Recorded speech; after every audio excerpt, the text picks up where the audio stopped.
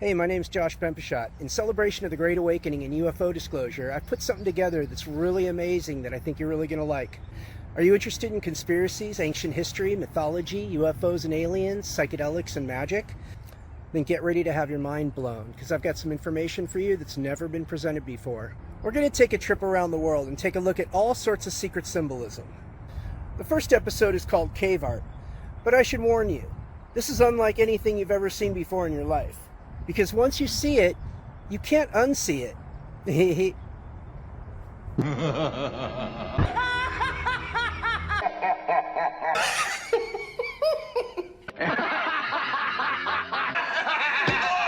Well, that sounds like blasphemy. He's gonna hurt the children. I want that man arrested immediately. We can't do that, sir. This is America. Sir, this is a Wendy's drive-thru. The only thing you'll have to fear is fear itself. Hard times. The only salvation is to be good. Be good.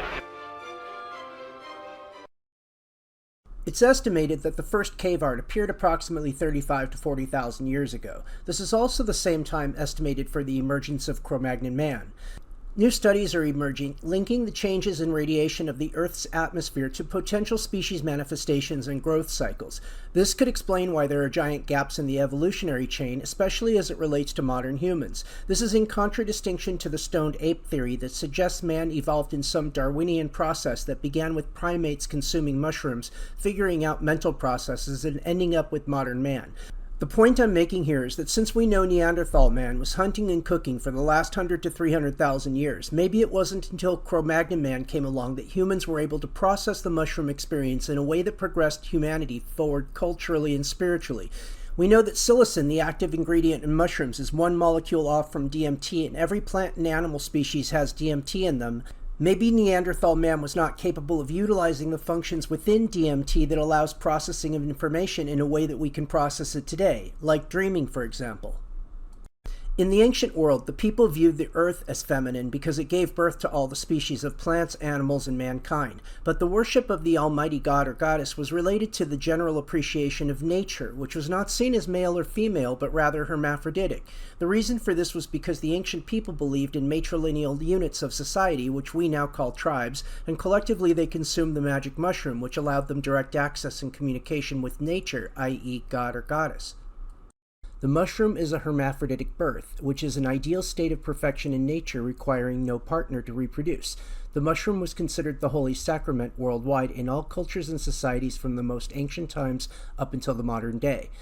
This is the essence of the biggest secret in existence, the biggest conspiracy on earth, a conspiracy perpetuated by the Catholic Church, Vatican, and the Jesuits, as well as hundreds of its controlled institutions. In fact, secret societies exist for the very purpose of concealing this one ultimate secret that you're going to learn all about. The mushroom can be found to exist behind every facet of the ancient world, so we'll start with cave art dating back 35 to 40,000 BC. Many of the rock glyphs you'll be seeing over the next few minutes have mushrooms as features of the head or body of some creature, entity, deity, etc. These are not entities or deities, though, as some people may have been led to believe. At the same time, they're not hallucinations of people on mushrooms drawing what they were seeing either. These are personifications of the mushroom itself as if it were a man or person. This is mankind creating the first mythology. Symbolism meant to bring the viewer's mind back to one central concept or understanding. This understanding is that mankind's wisdom and intellect as well as spiritual growth is all owed to the magic mushroom. In fact, the Greeks have one myth titled Metamorphosis, wherein two examples are cited of their belief that mankind emerged from the ground out of fungus. These are actual Greek creation myths. It seems to me the ancient people believed the mushroom started all life on Earth, but that's a philosophical topic and we'll leave it for another time. For now, just understand that the mushroom was the central focus and beginning of all myth and religion worldwide. The first image here is one of the oldest ones known. The mushroom has serpentine features. This is a first association of the serpent with the idea of wisdom. This becomes very common throughout the world. You will see them used interchangeably and sometimes together, which is even more revealing. Today, this is something everyone takes for granted without thinking about it. It's not that the serpent represents wisdom. That's for the uninitiated. For the initiated, the secret occult meaning is that the serpent represents the magic mushroom. That's part of the key to unlocking all of the ancient mysteries. Later in this presentation, you'll be given the other magic keys.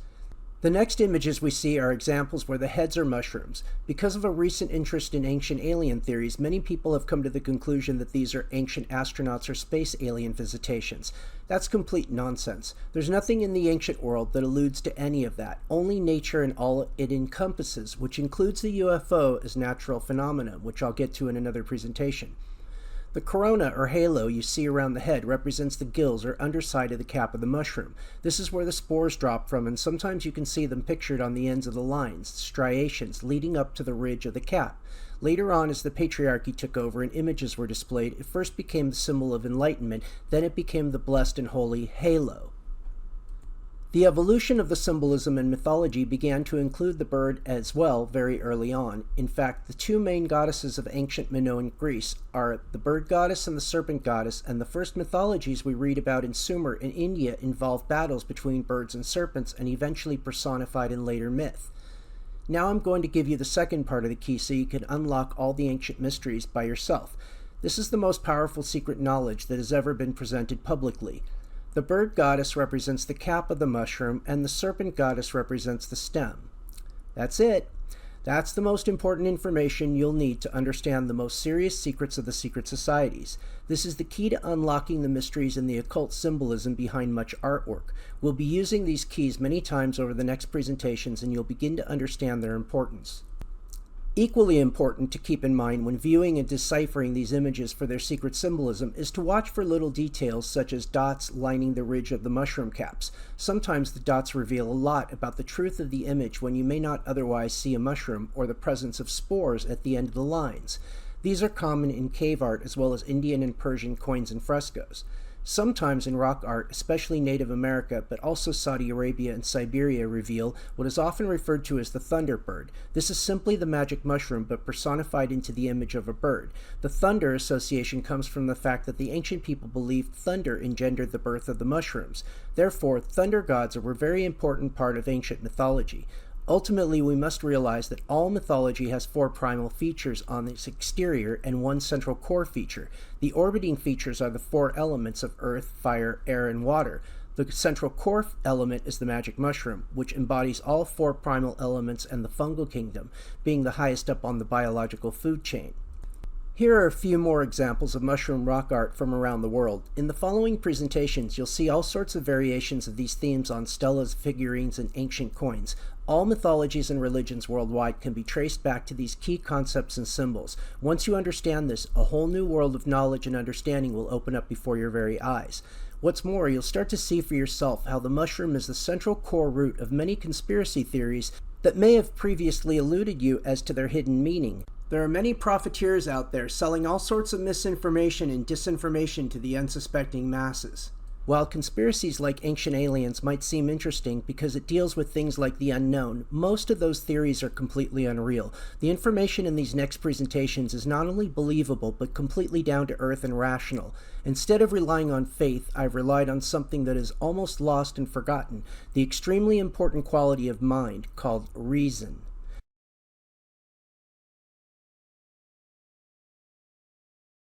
It seems the prevailing consensus among Christians for decades, and now many conspiracy researchers as well, is that the ancient gods and goddesses were deities that were worshipped.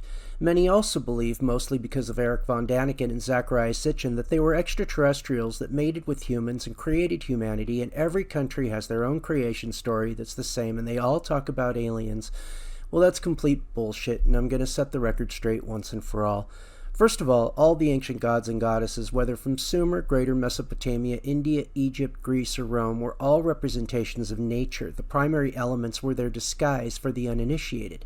To the initiated, they were all symbolic representations of the magic mushroom. This is confirmed to me after I found images, all over 2,000 years old, of every known deity with either mushrooms growing out of their heads, or holding a mushroom in their hands, or mushrooms being artistically included in their overall design.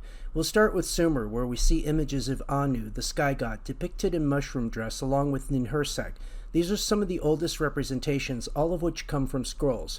We often see date palms, which could be a double for the mushroom. Remember, everything is esoteric and occulted for the uninitiated. There's always a cover story for the general population who see and interpret the pictograms but are not allowed to know the true hidden meaning.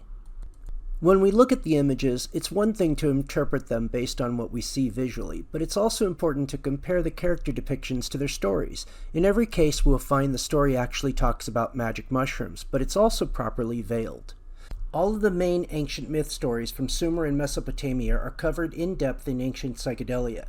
The Epic of Gilgamesh is one of the oldest stories from Sumer. The tale of Marduk, called the Enuma Elish, is another epic from the same era. All in all, when the Library of Nineveh was excavated and texts were translated, it turned out many of the texts were the same retellings of similar ancient myths and stories. In other words, in all of the Middle East, the creation stories are mostly the same and expressed in their myth.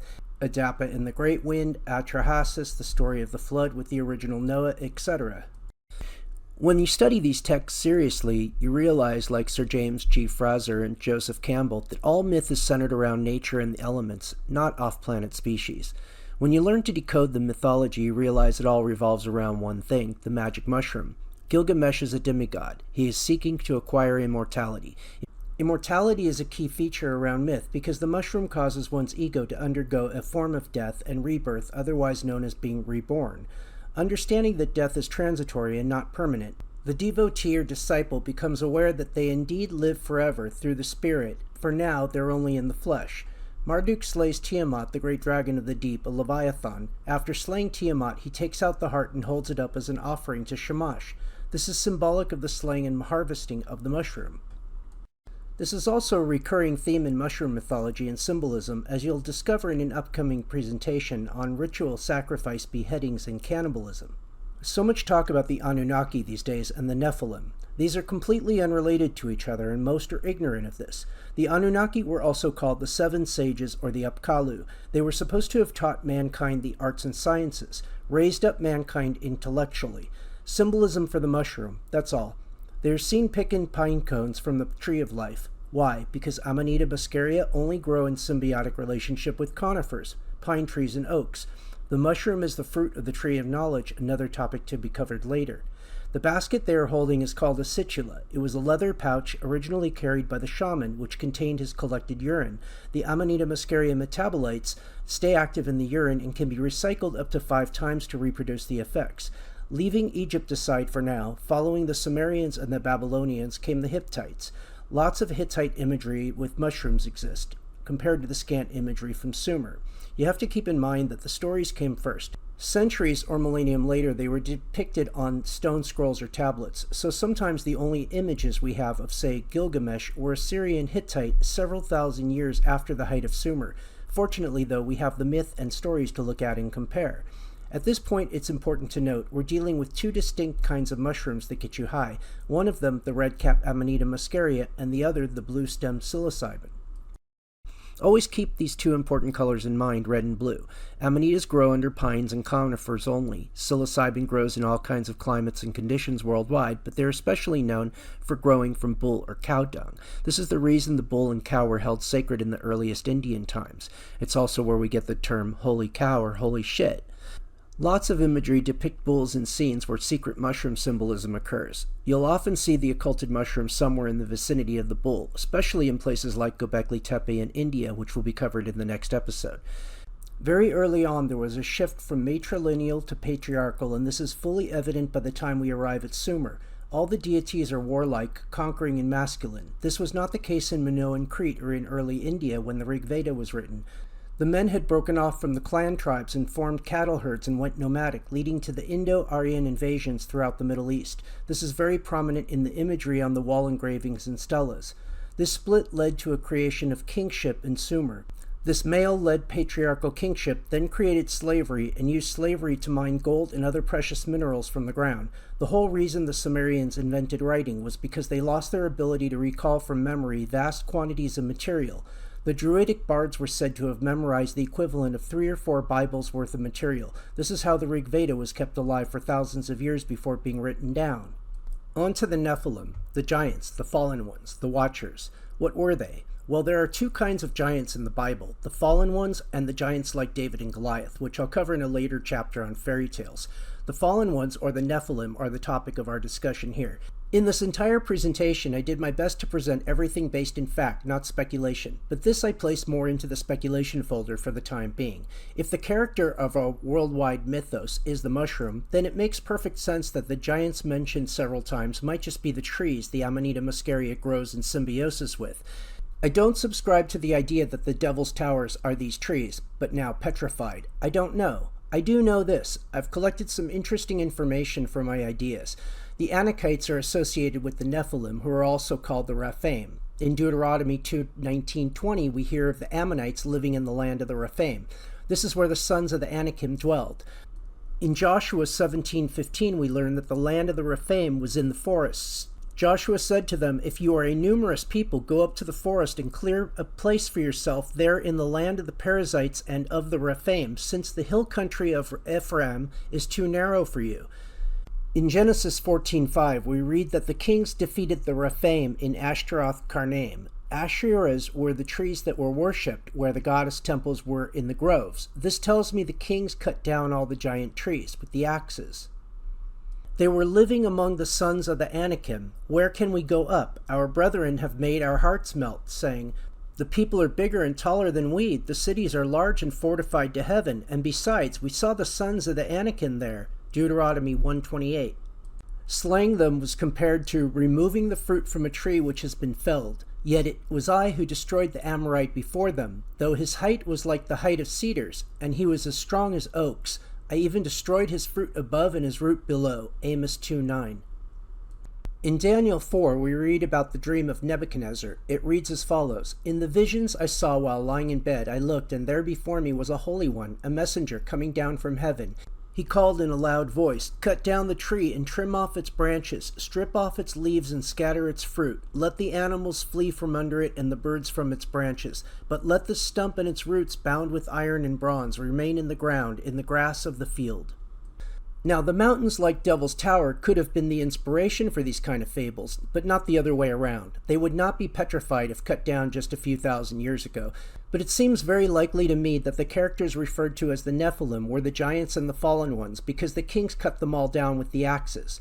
That's my theory, and I'm sticking to it. If you don't like it, debunk it then. We'll be moving on to India next, possibly the world's oldest civilization, due to its retention in some districts of the matrilineal clans which preceded the rise of Sumer. Sumer had no matrilineal clans. We might be mistaken to assume that the first people to write things down were the most civilized. This concludes the presentation titled You Can't Unsee It, Episode 2, The Anunnaki in Mesopotamia. For more information on this subject, visit ancientpsychedelia.com and check out the free online version of the book, Ancient Psychedelia, Alien Gods and Mushroom Goddesses. Thanks for watching. One last thing I should mention, if you enjoyed this video and you'd like to support me in my work, here are several ways you can do that. It does help tremendously, and I really appreciate it.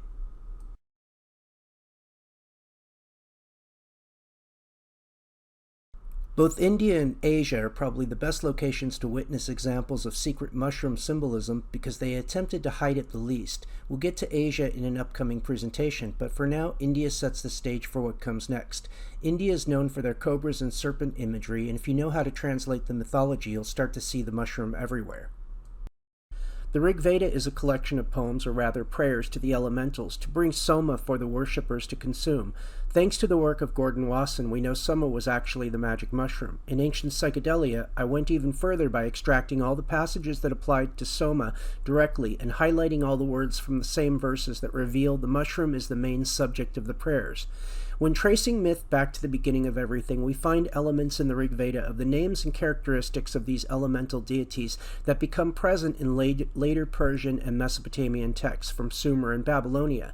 One example is Mitra, associated with Varuna. Mitra later becomes Mithra in Persia. We have the 7 sages appearing as Brahma's sons in the pine forest and responsible for the castration of Shiva, who is later likened to Osiris in Egypt. All the elemental deities have characteristics of the mushroom associated with them in the verses of the Rigveda. Briefly, some examples of this are as follows. O sovereign of the forest, thunder wielder, slew the dragon lying on the mountain. He found the treasure brought from heaven that lay concealed, heavenly food of the gods. Bull of earth, bull of heaven, lord of cattle, amid the plants he rises, king immortal, bedewed with holy oil, strengthened as it drank the rain, heals all sickness, lord of Soma juice, colored red and blue, etc.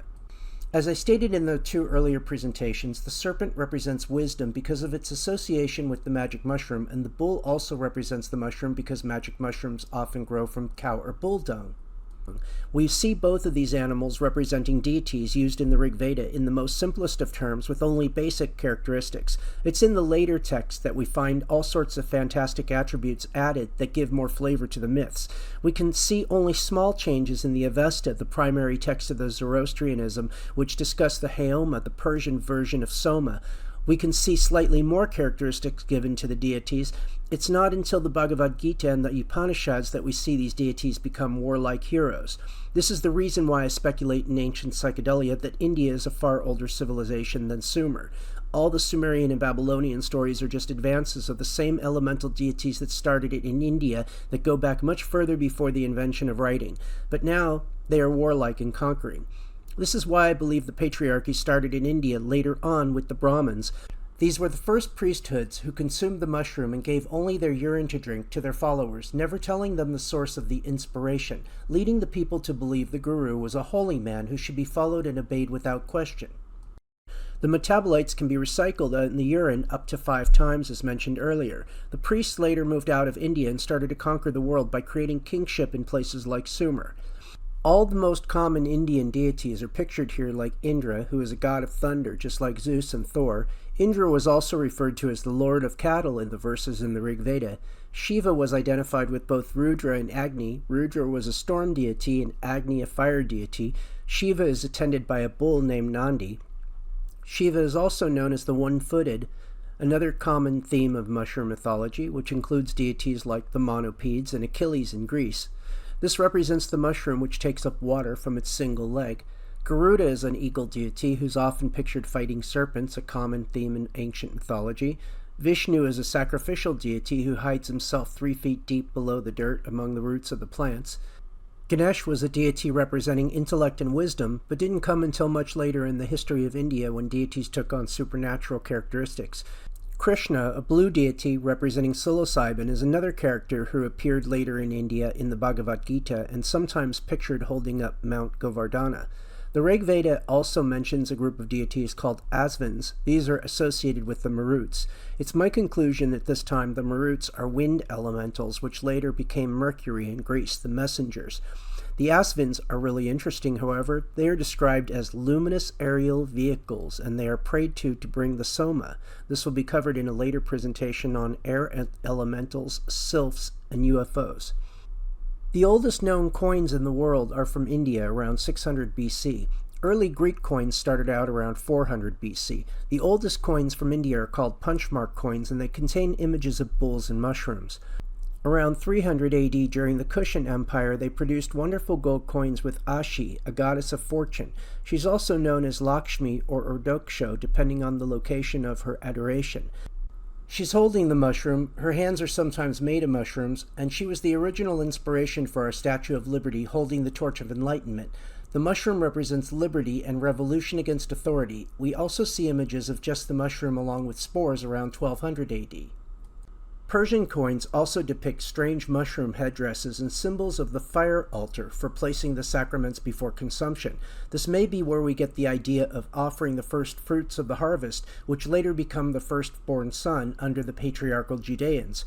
The Soma consumption was called the sacrifice in India. Since deity was thought to exist in the mushroom, it's possible the consumption meant the sacrifice of the deity, or it referred to the idea of the ego death and rebirth, which would indicate it was the disciple's old self being sacrificed. Regardless, this was the first idea of sacrifice in religion. The cow, which used to be holy, was now sacrificed in Brahma-led India and later Persia.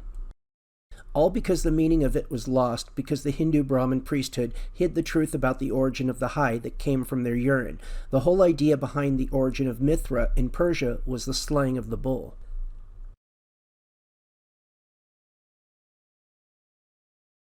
Egypt has some of the most fascinating examples of secret mushroom symbolism of any place in the world. It was the height of Middle Eastern society at one point. Egypt started out matrilineal and ended up patriarchal no later than the time of the first invasion around 3150 BC. The Hyksos moved in around 1650 BC, and this is when we really start to see mushroom symbolism appear. Out of all the artifacts and stelas that are in existence today, we really don't have much of anything from the earlier dynasties before this time period. The use of mushrooms in clan societies was egalitarian, and there were no secrets among clan members. The secrets arose when the male-led kingship societies withheld the knowledge of the mushroom from the people. The bull's horns were symbols of the early deities like Sin from Mesopotamia, as can be seen above the bull and also above Sin. The lie sold to the people later on by historians and archaeologists in modern times was that this is a moon god or deity. There were no moon gods in the ancient world, just like there were no solar deities or sun gods.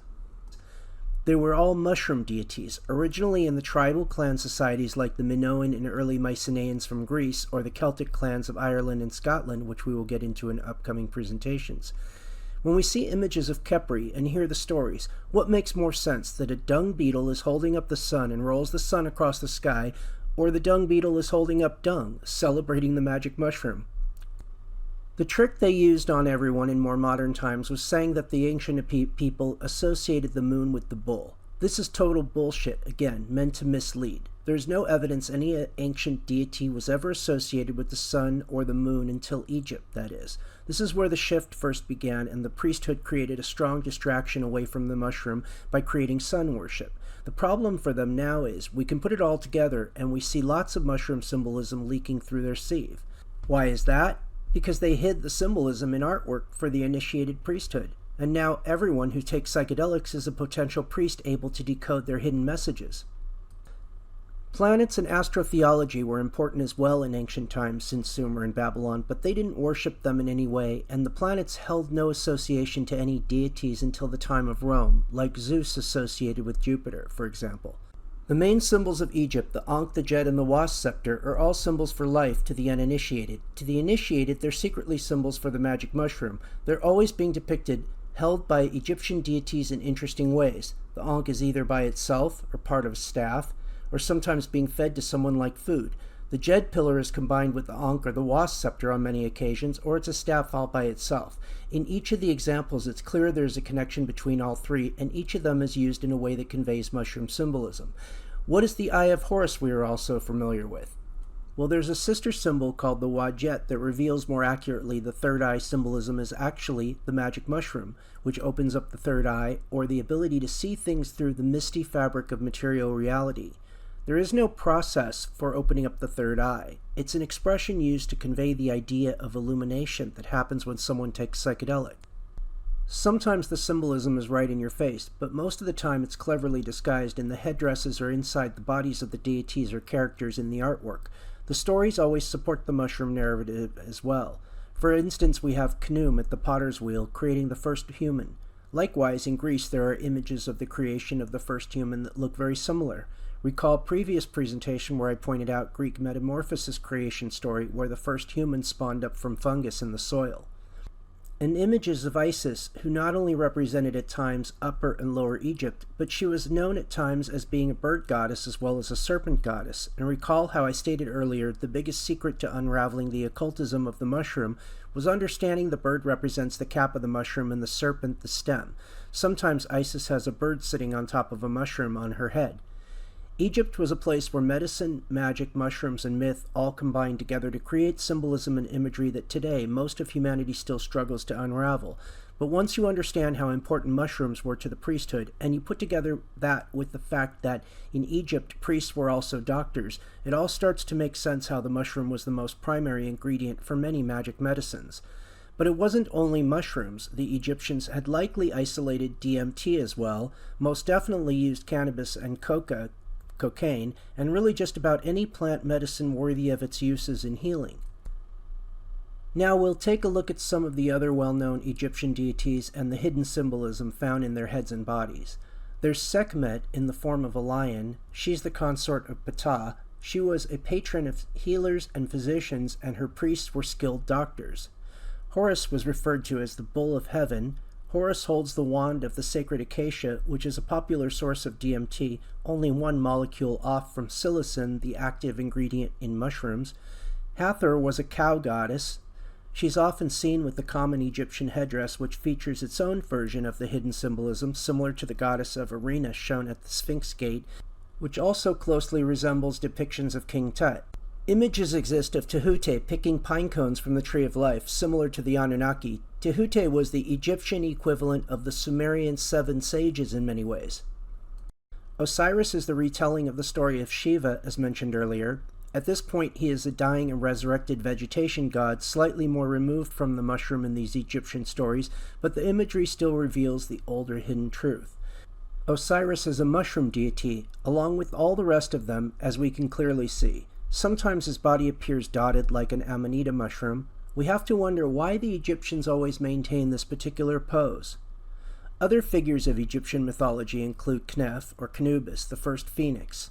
Also, we see early images of Abraxas in pose similar to Kneph. There's so much secret symbolism in Egypt with magic mushrooms on the walls and stelas, it would seem as if possibly the entire creation of art itself was nothing more than priestly attempts to show off how well and beautifully they could disguise the mushroom from the slaves and lower classes. It really does appear this is how art got started in the ancient world, and the strangest thing is how it still seems to be the way the royal families and elites keep it from the populace in the current day and age. And finally, the later Ptolemaic period has lots of images of Serapis wearing a modeus on his head. It's called a palmyrene priestly hat. What is it really? A mushroom, of course. Sometimes we see Aphrodite with one that doubles as a mushroom, and sometimes we see them on images of Kubaba or Cybele or Sibyl. In Metamorphosis by Ovid, once again, Lucius reveals his experience in the initiation of the Isis-Osiris-Serapis rites, where he describes how he, quote, penetrated to the boundaries of the earth, that he approached the borderland of death, and setting his foot on the threshold of Persephone, when he had been borne through all of the four elements, he returned again. At midnight he beheld the sun gleaming with bright light, and came into the presence of the gods below and the gods above, and adored them face to face.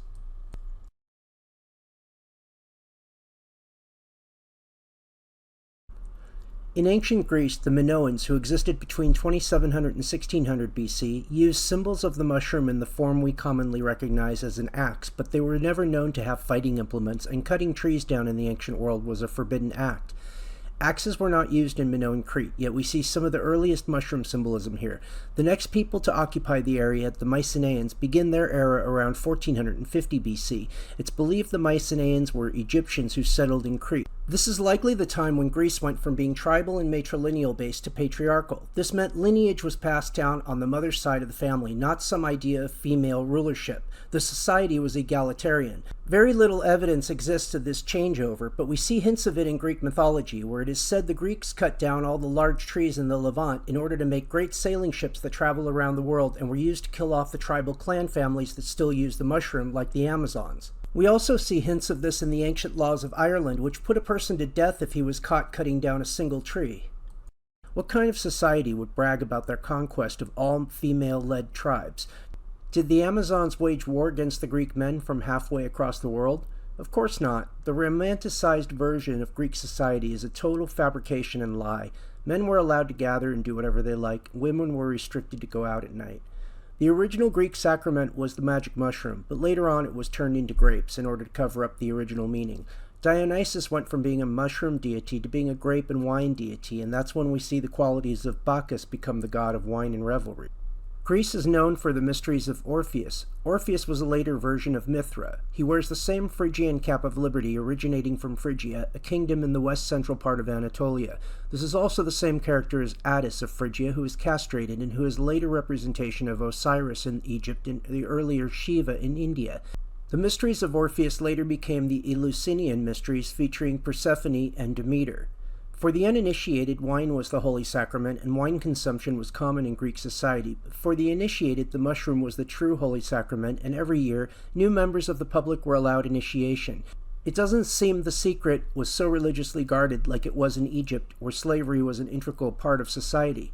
Everything was about plants, medicine, and healing in ancient Greece. Daemons were thought to be afflictions of the mind from bad health or eating habits, and the bad daemons could be combated with good daemons from beneficial herbs and plants. All the gods and goddesses reflected these healing qualities, but primarily they're all elemental deities first and foremost.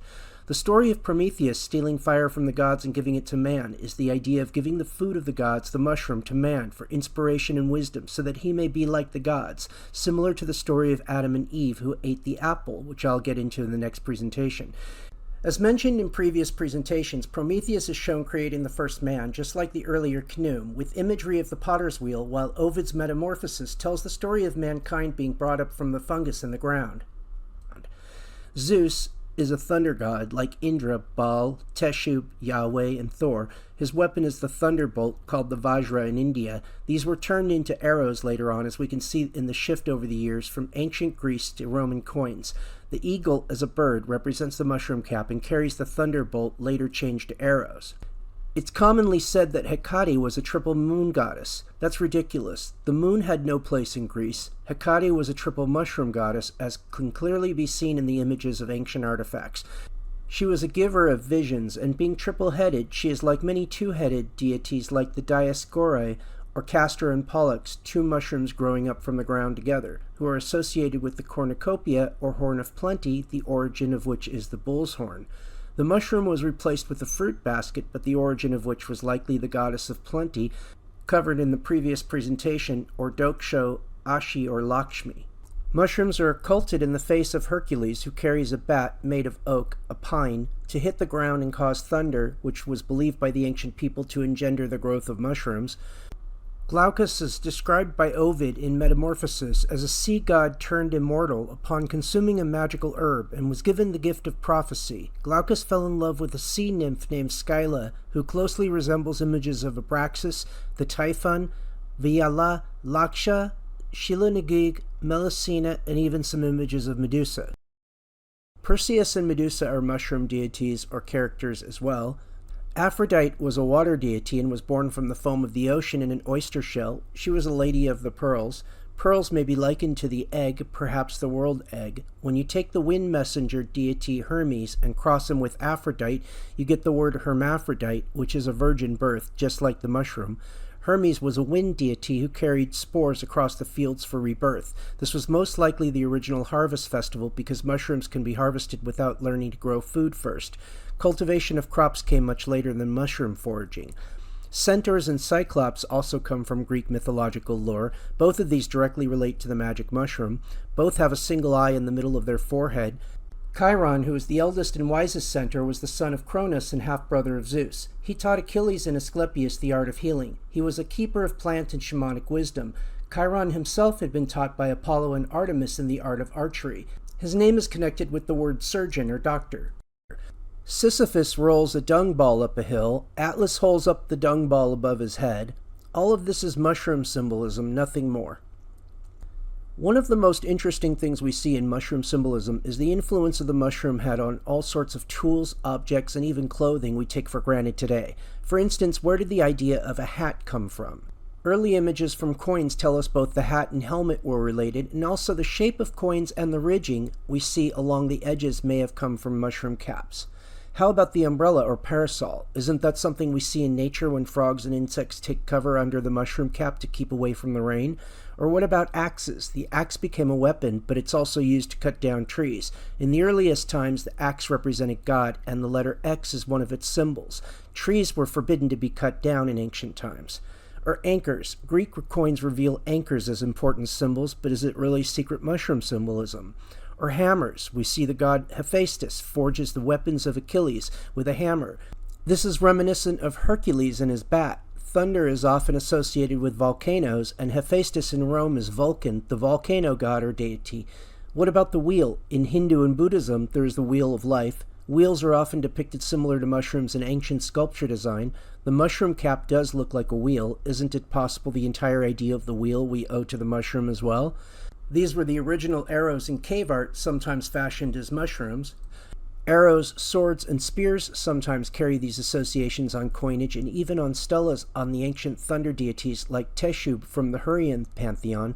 What about shields? Bactrian coins dating to early BC show the goddess Athena wielding a thunderbolt and a shield, and the shield looks very much like a mushroom. This is reminiscent of Indra from India with the thunderbolt, the Vajra in one hand and the mushroom button in the other. Were all these tools that humanity uses and takes for granted actually created based on the visual representation of the magic mushroom? It certainly looks like it to me.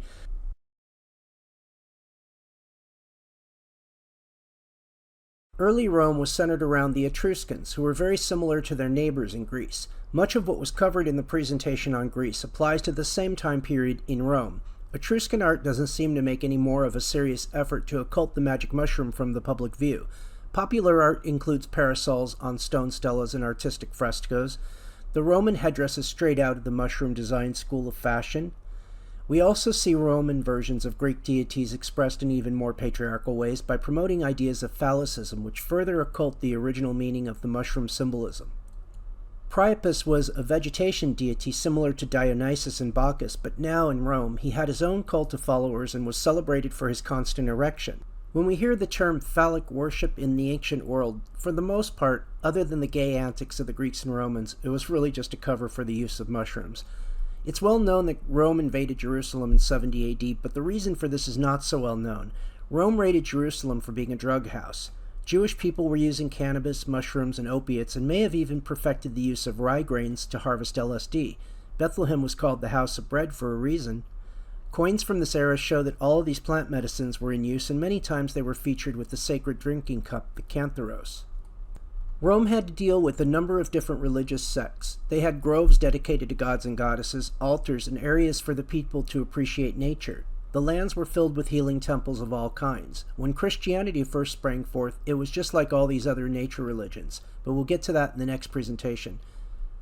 The caduceus was a long-known symbol for medicine that was originally held by Tehuti and other Egyptian healing deities and represented the priest-doctor class. It was a priest-doctor staff later passed down to Hermes and Asclepius in Greece.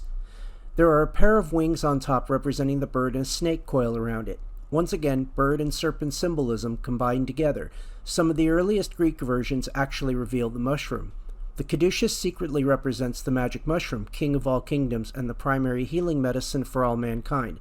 The priest staff evolved in all sorts of ways all over the area, where it appears on Roman coins in a variety of shapes and sizes, from 200 to 300 AD, as well as cushion Indian coins from the same time period.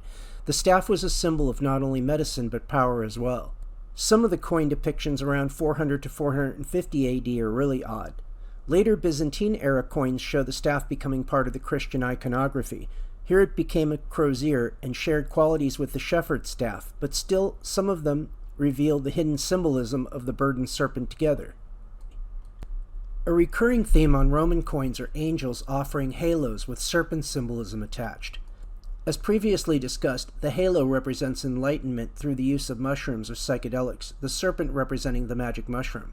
Sometimes she's standing in front of an altar shaped like a mushroom, or sometimes just the altars as mushrooms are featured. Angels were messengers from God. The cherubim sit among the clouds. They have bows and arrows, like Cupid. On Roman coins there are many depictions of angels with skirts that double as mushroom caps, and they all suspiciously sit on one leg like Shiva and the monopeds we reviewed in an earlier presentation. The angel Nike is shown repeatedly in various positions, and sometimes her symbol is used interchangeably with the Roman military standard. This is sometimes depicted with either a serpent or slaves at the base. The Vatican itself is shaped like a mushroom, though some might argue it's the shape of a cross, but I would argue that derives from the mushroom. The popes and cardinals dress in the colors of the Amanita muscaria mushroom. Sometimes the pope dresses like a mushroom in full bloom. There are more than 400 Mithra temples throughout Europe. The old temples of Roman gods and goddesses were destroyed by the superstitious Christians under the direction of the Catholic Church, which knew full well what they were doing, as you can see from these images. They were destroying the old world so they could create a new one. Churches were built up on the grounds of the sacked temples, and many church entrances continue to have mushroom designs built into them. Entrances on the inside of churches represent mushroom symbolism as well. Some of the designs include blue demons with mushroom symbolism, and some of the more interesting images exist in an area called the Villa of the Mysteries, which is probably a spin-off of the Eleusinian Mysteries in Greece. Some of the church art from 1000 AD onward depict mushrooms directly. All of the saints were named from mushroom stories. In fact, the Bible is the greatest psychedelic fairy tale ever told. Most of the stories are retellings of older mythological stories based on mushroom characters previously covered, and the church can't hide it anymore because of the internet. These images all come from inside older churches, and they never thought they would be exposed to the uninitiated who didn't first become priests within the church. At that time, nobody would have the social context to understand what the church was doing unless they were an insider such as a Jesuit priest. People around the world were not in touch like we are now. The Pope and the Jesuits are finally being exposed for the fraud they've committed for centuries, stealing personal spirituality and replacing it with a paid admission to heaven. Remember who lied to you and who told you the truth. There's lots of people in this world that still believe the story of Adam and Eve as if it was literal. Only the most ignorant and foolish people take the stories in the Bible literally. That's like reading Little Red Riding Hood and believing that wolves sometimes dress up as our grandparents and hide in bed waiting for us at night, or Bugs Bunny defeated Daffy Duck in the Great Battle sometime around AD 1976. Children might believe these things, but adults should know better, yet our desires to be comfortable lead us into warm and cozy dungeons of the mind. The Tree of Life is a representation of the pine tree, which Amanita muscaria mushroom grows in symbiosis with. The base of conifers are the only place you'll find them growing. The fruit of the Tree of Knowledge is the mushroom. That's the hidden metaphor and symbolism. Both the serpent and the apple secretly represent the magic mushroom. The stories of birds and serpents start in Sumer. The first story of the Tree of Life comes from the story of Gilgamesh, when the sky god An had carried off the heavens and the air god Enlil had carried off the earth. When the queen of the great below, Erishkigal, was given the underworld for her domain, Enki, the god of wisdom, set sail for the underworld. At that time, a single tree, the Hulupu tree, was planted by the banks of the Euphrates. The tree was nurtured by the waters of the Euphrates. The whirling south wind arose, pulling at its roots and ripping at its branches until the waters of the Euphrates carried it away. Inanna cared for the tree with her hand. She settled the earth around the tree with her foot. The years passed, 5 years, and then 10 years. The tree grew thick, but its bark did not split. Then the serpent, who could not be charmed, made its nest in the roots of the Hulupu tree. The Anzu bird set its young in the branches of the tree, and the dark maid Lilith built her home in its trunk. At this point, Gilgamesh responds to Inanna's call for help. He entered Inanna's holy garden. Gilgamesh struck the serpent, who could not be charmed. The Anzu bird flew with its young to the mountains, and Lilith smashed her home and fled to the wild, uninhabited places." End quote. In the Adapa myth, Inanna eats from the cedar pine tree to acquire knowledge of how to have sex with her bridegroom Dumuzi of Uruk, who later becomes Dionysus in Greece. The fruit of the mess tree at Eridu was called the food of the gods. Inanna was the pre-biblical prototype of Eve. The whole story is nothing more than a fairy tale about opening your mind's eye for the first time and seeing yourself in the world for what it truly is. Being naked is a metaphor for being vulnerable and exposed to light. The enlightened individual can see things now for what they truly are without the moral or social clothing.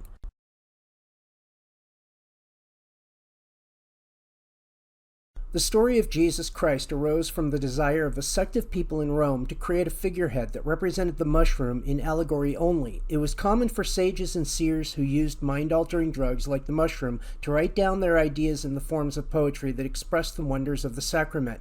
It wasn't until centuries later that the church incorporated their own twist on things by editing the books of the drug poetry they liked and left behind the ones that didn't suit them. Jesus started out like all the other dying and resurrected gods before him, Tammuz, Osiris, and Shiva. Jesus Christ was originally an amalgamation of 3 deities: Dionysus, a vegetation god who dies and is reborn each year with the seasons, a solar deity associated with Mithra from Persia, and the healer priest doctor Asclepius, who was taught by Chiron the centaur and held the caduceus. This is obvious because Jesus has all 3 of these qualities in his character and persona. Rome took advantage of this nature religion and used it for their selfish purposes of control and manipulation. Most people could not read and had no access to biblical literature. They only knew what they were told. This is what led to the witch trials in the Dark Ages. We must ask ourselves this question. If Jesus wasn't really the magic mushroom, then why would the church have at least 100 paintings inside churches and images of Jesus in scenes depicted with mushrooms, or even going so far as to have him as the Lord of Lords, King of Kings of the fungal kingdom? It seems that if there is a way to depict Jesus as a mushroom, it was already invented by the Catholic Church. The whole reason the church had to go on missions killing people all around the world and forcing the idea of Jesus Christ down their throat at knife point was because the people already had a religion of the mushroom without all the phony baloney of Jesus.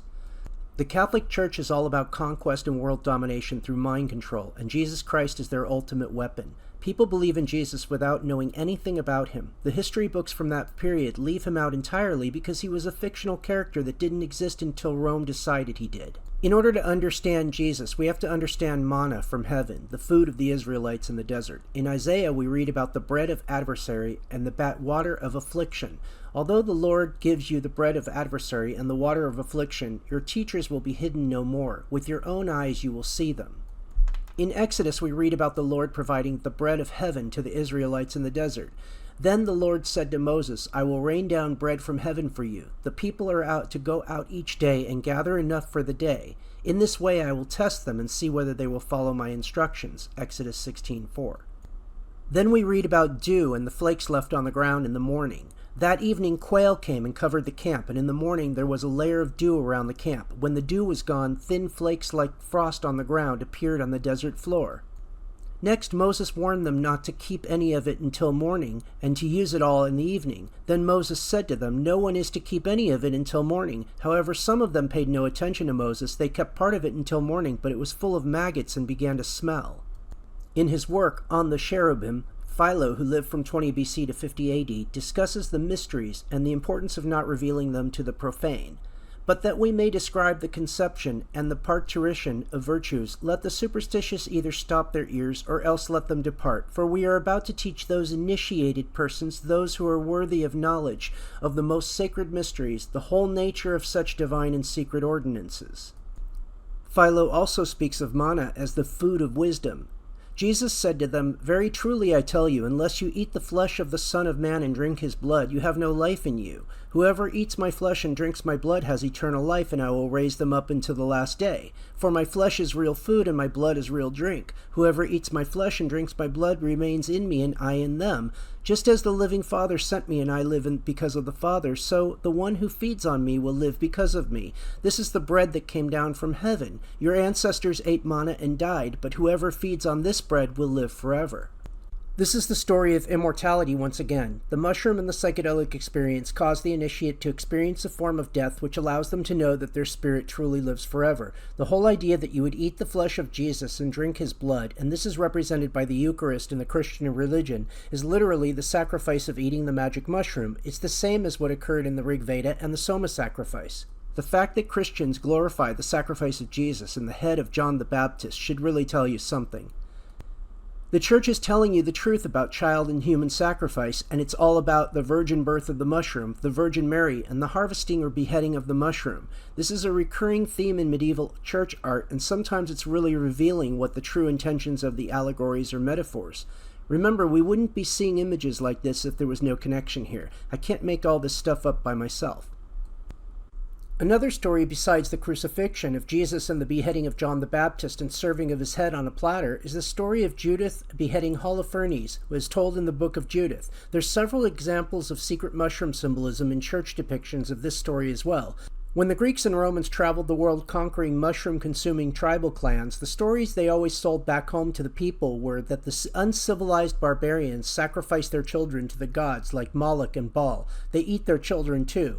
This was the justification for slaughtering the native people all over the world.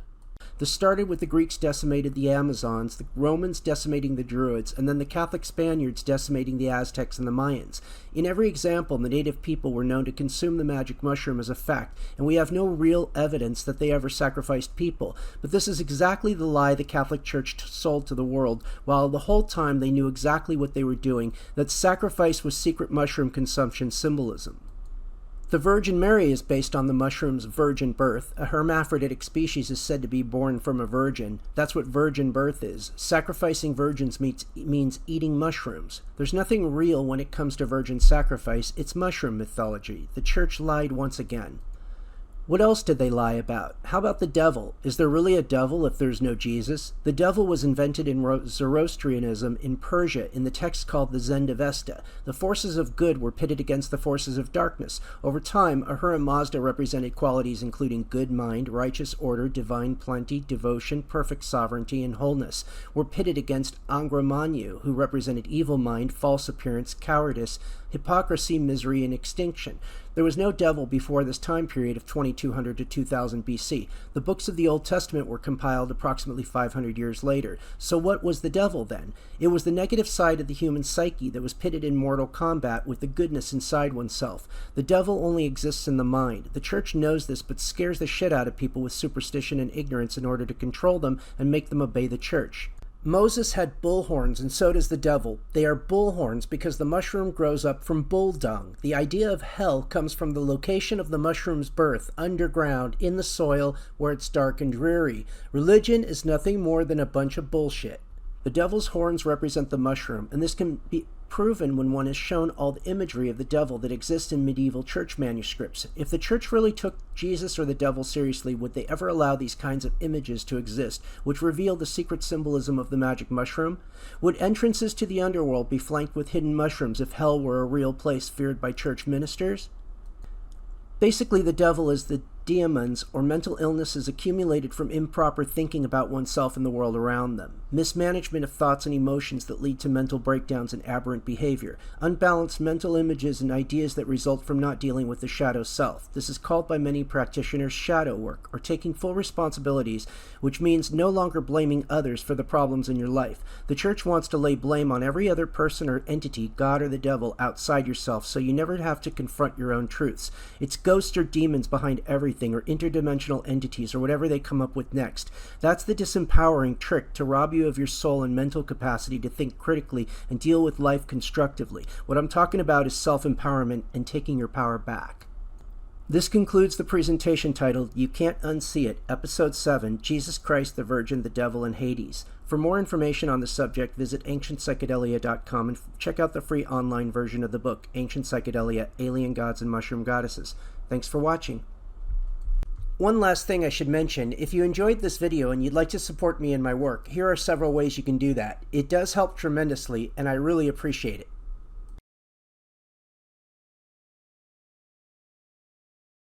The Middle Ages had some of the strangest artwork by far. There's several alchemy-related pieces of art that have hidden mushroom symbolism, images of the original creation theme with some basic mushroom occulting techniques. It seems that some of the artists had access to some really good drugs at the time. After all, they killed everyone else who had them and confiscated the medicines for themselves, right? That's what they did to the Knights Templars, the Albigensians, and the Cathars during the early 14th century, which forced those families to go underground and create secret societies years later like the Rosicrucians.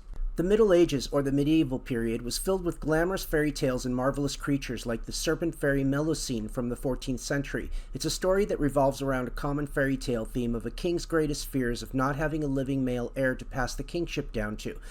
Many of these fairy tales deal with changelings, which are children who are expected but never born, a common horror movie and alien impregnation mythology theme. The royal family at the time were telling people that the royals were the result of fairy offspring, and the story was told through the tale of Melusine. Images of Melusine depict her with a serpent's tail. Some of her images show that she has a direct connection with Scylla, Abraxas, Viela Laksha, and Sheila Nagig. Around the same time, we get mythologies like King Arthur and the Holy Grail. Percival went ahead and bravely captured the King's Grail Cup after slaying the Red Knight. There were 3 different Grail authors at the time, and only one of them introduced the idea of the Grail Cup holding the blood of fictional Jesus. What would this blood in the cup be? The same soma juice that was discussed in the Rigveda and pressed through a filter, the filter of which is shown in the shape of a mushroom next to a bull in early Hittite seals. When the Amanita muscaria mushroom is in its eagle phase, it then folds upward to create a cup, which becomes the phoenix phase before it dies and is reborn. This cup holds one form of the water of life in it. The rain mixing with pigments of the mushroom turn the water blood red, and this by itself is a form of the sacrament. The serpent, which represents the mushroom, is used in Christian iconography to occult the true meaning of the mushroom. This was the quest of King Arthur and the Holy Grail. It is also the core of the Hermetic works of spiritual alchemy, not chemistry, but true alchemy. Of course, Merlin the magician plays a role in all this. He was a soothsayer or seer for King Arthur. Elements of his role reveal mushroom symbolism both in the story and iconography. Vortigern was the king of the Britons and counseled by magicians to seek out Merlin the magician because Merlin was an incubi birth, a fatherless child. At one point, Merlin was about to be killed and he told the king of a prophecy of 2 dragons. Sure enough, after excavating a pond where Merlin's blood was to be shed, 2 dragons emerged and started fighting with each other. One was red and the other was white. This became the cross of St. George and later the flag of England. This was taken directly from the Knights Templars. The red cross represents the magic mushroom. All sorts of magical creatures were also born out of the medieval period, like unicorns and dragons. Many people today believe that both of these were creatures or animals that once lived, especially since there are so many poetic recollections of them. In fact, the churches had books called bestiaries that were filled with all these marvelous creatures, like, for instance, the Romance of Alexander is a really interesting one. We can see all sorts of fantastic and marvelous artwork of strange animals and magical creatures. How about a horse that's given a throne?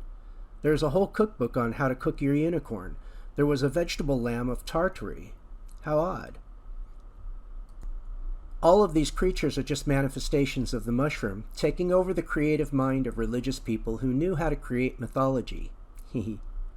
St. George Slays the Dragon is probably the most popular myth fairy tale story from the Middle Ages. Lots of different artwork pieces display the secret mushroom symbolism. Even the physical architecture in Europe has mushrooms at the base.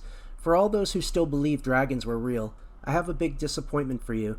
This might be a heartbreaker, but I stated many times in previous presentations that the biggest part of the key to unlocking the ancient mysteries was understanding that the bird represents the cap of the mushroom and the serpent represents the stem. Well, that's exactly what a dragon is. It's a bird serpent. Duh. The story of St. George slaying the dragon, as well as St. Margaret, both have secret mushroom symbolism in them. This is why we see dragons on royal crests, not because their families descended from dragon lords. The truth is, when you mix the color red from the Amanita muscaria and the color blue from psilocybin, you get the royal color purple. That's why purple is the color of royalty. The royal families, along with the Catholic Church, run the world not because they are specially descended from fairies or lizard people, but because they carry the secrets of the magic mushroom in their families all the way down the line back to the Roman and post-Roman era. They rule because they know these things and you don't, or at least you didn't up until now. When we think of the Dark Ages, the most common event that comes to mind were the witch trials. It's no small coincidence that the witch trials happened at a time when Europe was plunged into darkness because the church persecuted anyone who was known to use sacred herbs and plants for medicine, and most especially anyone who used the magic mushroom. When Joan of Arc was questioned during the Inquisition, she was asked what information she knew about the fairies. Fairies are code at the time for magic mushrooms. In the last presentation, the idea was put forth that virgin and human sacrifice were both covers for mushroom consumption.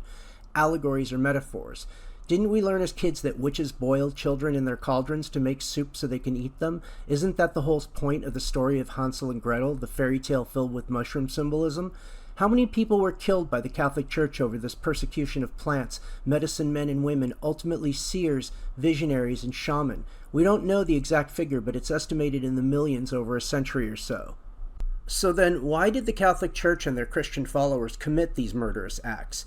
Well, the Church had a number of complaints about women and the men who helped them carry out these terrible, horrible practices like divining the future or herbal birth control or inducing abortions if necessary, copulating with devils, casting spells. But one thing we learned from the church that I find most interesting is that some women were capable of making a man's member disappear completely.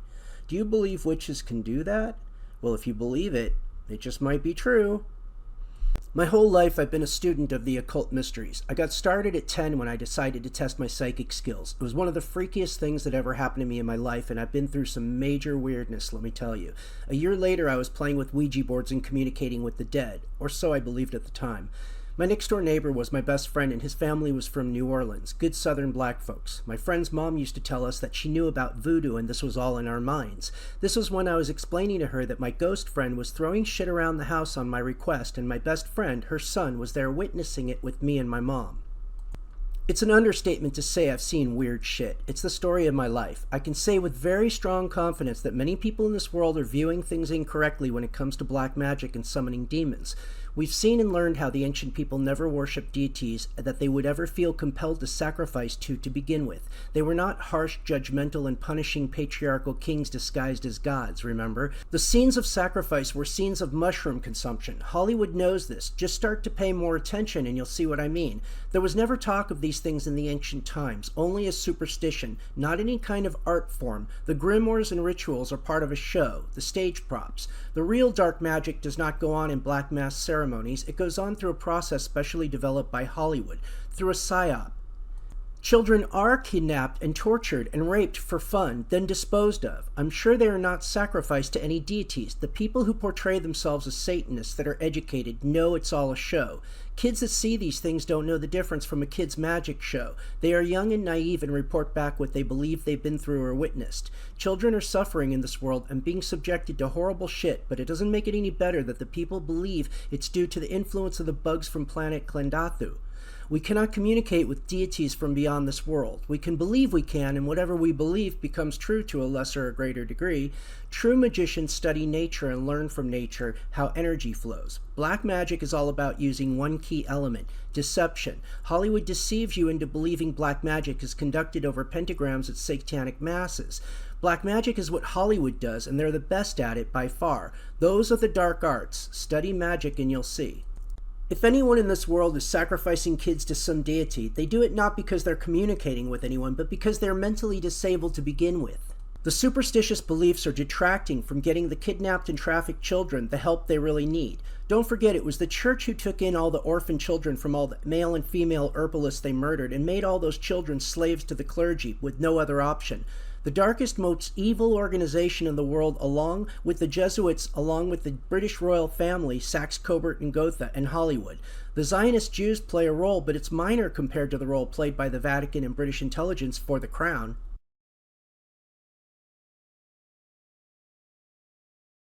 In the last presentation, we reviewed the importance of the bird and serpent symbolism, combining in bird serpents to make dragons, and this being a central key in deciphering the secret symbolism of the magic mushroom in the ancient world. Quetzalcoatl is a great representation of that serpent god deity. The stories of creation based around this deity are very similar to the stories of creation elsewhere. They have nothing to do with aliens. The Popol Vuh is nature-based, like all other creation stories. Let's go through part of it really quick. Whatever might be is simply not there. Only murmurs, ripples in the dark, in the night. Only the maker, modeler alone, sovereign plumed serpent. The bearer, begetters are in the water, a glittering light. They are great knowers, great thinkers in their very being. And then came his word. He came here to the sovereign plumed serpent, here in the blackness, in the early dawn. Then it was clear. Then they reached accord in the light, and then humanity was clear. When they conceived the growth, the generation of trees, of bushes, and the growth of life of humankind in the blackness, in the early dawn. All because of the heart of sky named Hurricane. Thunderbolt Hurricane comes first. The second is newborn Thunderbolt. The third is raw Thunderbolt. It is well that there be your mannequins, wood carvings, talking, speaking there on the face of the earth. So be it, they replied. The moment they spoke, it was done. The mannequins, wood carvings, human in looks and human in speech. This was the peopling of the face of the earth. They came into being. They multiplied. They had daughters. They had sons. These mannequins, wood carvings.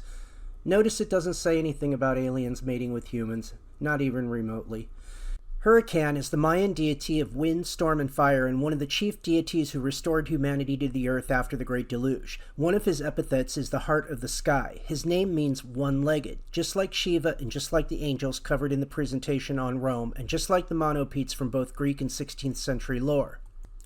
Chicomostoc is the name for the mythical origin place of the Aztec and the other Nahuatl-speaking people of the central Mexico region. It was said to contain 7 caves. It looks like a tree but doubles as a mushroom and also resembles the world tree of the Yggdrasil Norse mythology.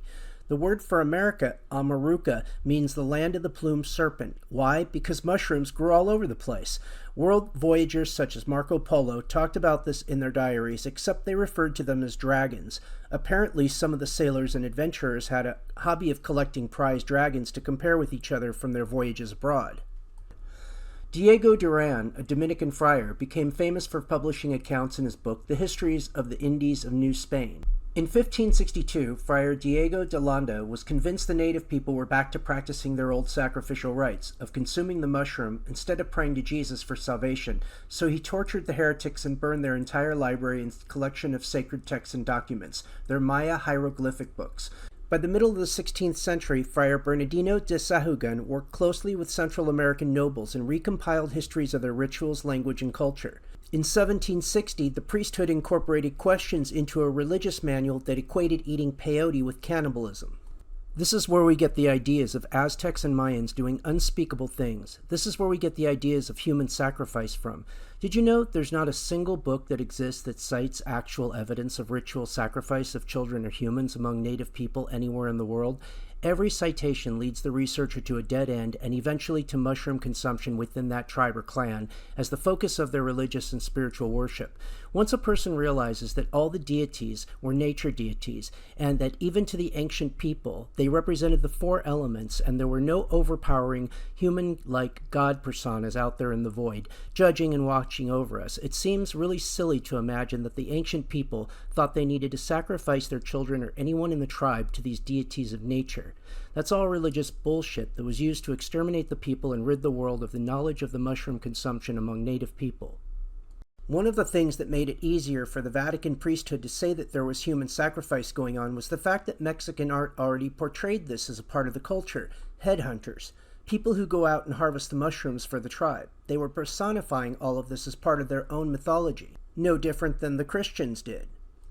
One image shows a dragon deity harvesting a head with a mushroom axe, and another is a mushroom deity red with white spots, and he's harvesting a head.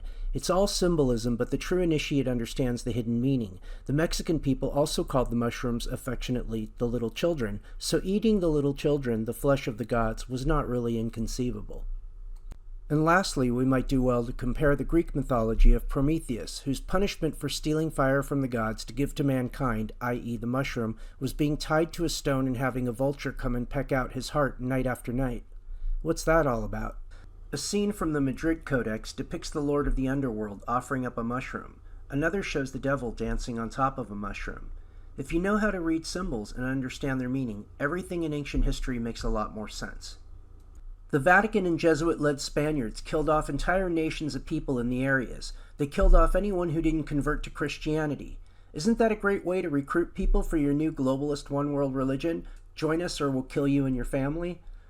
The most famous object considered a ceremonial or burial object, but also called a Toomey knife or axe to cover up the origins, is obviously a mushroom. This Toomey symbol is on practically every artifact from South America, and Peruvian idols are said to be warriors with shield and spears. But a closer look and an understanding of the culture reveals the magic mushroom, and these are not warriors at all, but rather shaman characters.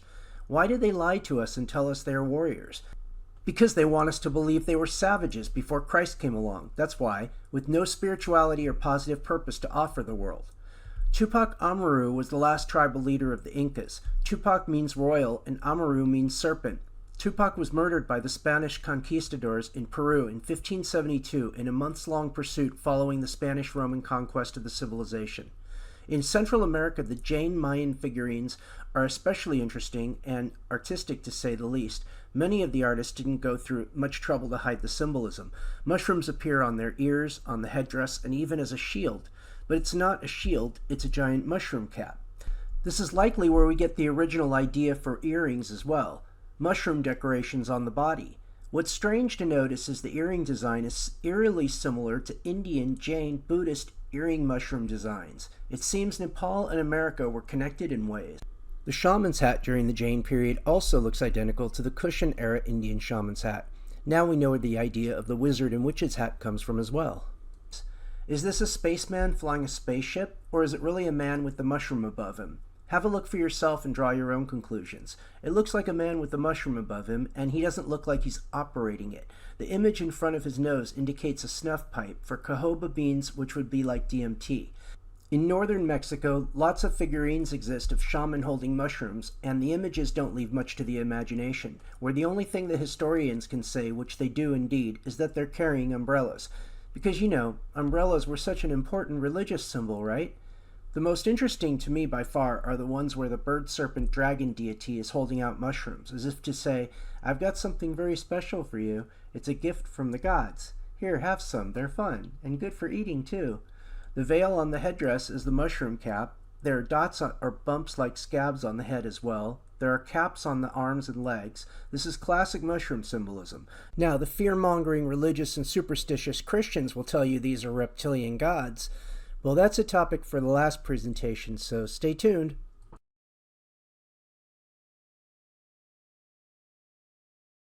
Everyone knows how popular dragons are in Asia. The dragon has a very special place in the hearts of the Asian people. The bird and serpent goddess combination that creates the bird-serpent dragon is expressed in the early Han Dynasty figures. Notice the ridges around the head of the dragons, representing mushroom caps. It's almost always present. The kingdom of Bhutan exists in the eastern Himalayas. The history tells the story of King Lingpa, who, while out searching for mushrooms one morning, fell asleep and had a vision of a monk who gave him a scroll and told him to look well and get me some food. When Pema Lingpa was done preparing the food, he went outside and the monk had disappeared. He looked at the scroll and it read, "At the foot of the valley he would find his sought-after wealth." After this event, a number of scrolls were presented to him during a series of visions. Coincidentally, the head of the state is the king of Bhutan, known as the Dragon King. The people there are known as the Dragon People, and Bhutan itself is known as the land of the Thunder Dragon. Bhutan officially adopted Buddhism in the 7th century AD. The oldest artifacts from Asia appear to be from around 1000 BC from the Jomon era, but they're kind of rare. Most artifacts and figurines start from the Han Dynasty 200 BC to 200 AD. This coincides with the era of the people of Colima, Mexico, and Kushan Empire in India, as well as the beginning of the Roman Empire.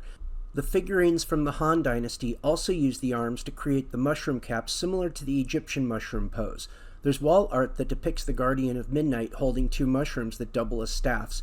These are the same priest-doctor staffs we see in Egypt, the caduceus in Greece, the Kushan priest-doctors on coins from the same era, and the crozier in Rome. This symbol becomes the Ru Yi scepter known throughout Asia in the 18th century.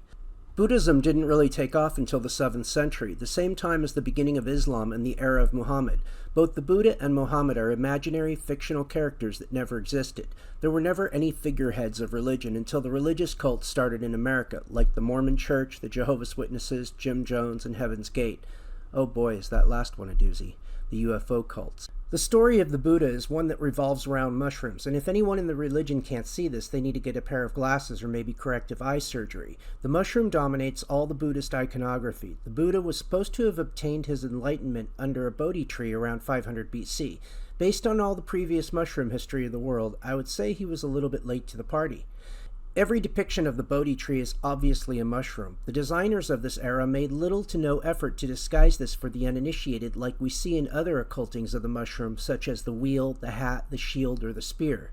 The era of Gandhara, around 1000 AD, saw a major metropolitan district created between Asia and India in the area of what is now Pakistan. This is where the majority of our images and artifacts come from. This was a center of higher learning and spirituality, similar to Egypt 2000 years prior.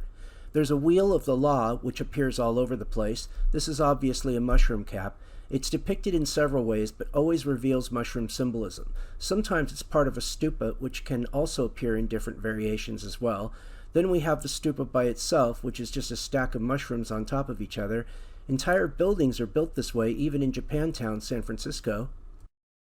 Another object we see everywhere in Buddhism is the parasol or umbrella. Similar to what we saw in Mexico, little effort is really made to trick the uninitiated. If you think about it, though, they don't really need to. Just think about how many people, maybe yourself included, went all this time until now without seeing this as a mushroom.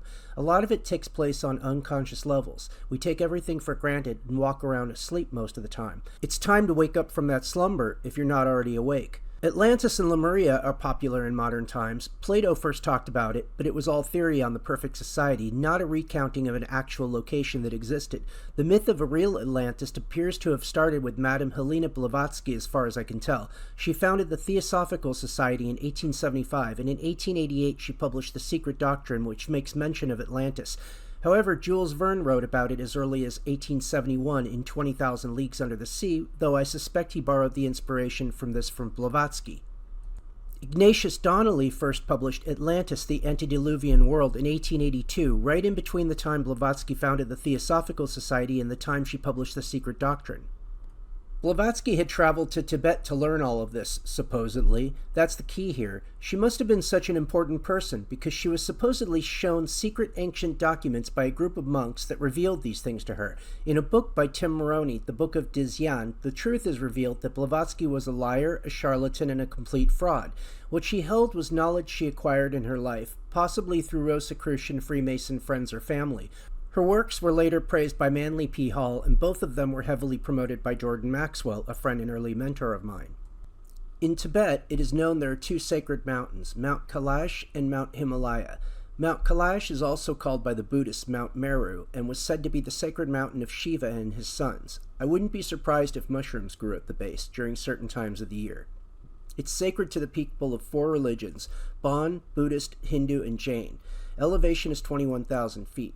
I suspect Blavatsky used this information and substituted Mount Meru for Lemuria and Mount Himalaya for Atlantis, and this is actually where she derived her Atlantis mythology. People chasing the source of Atlantis are wasting their time. It's all mythology, and that's what some of the modern secret societies are involved with, creating and promoting new mythologies.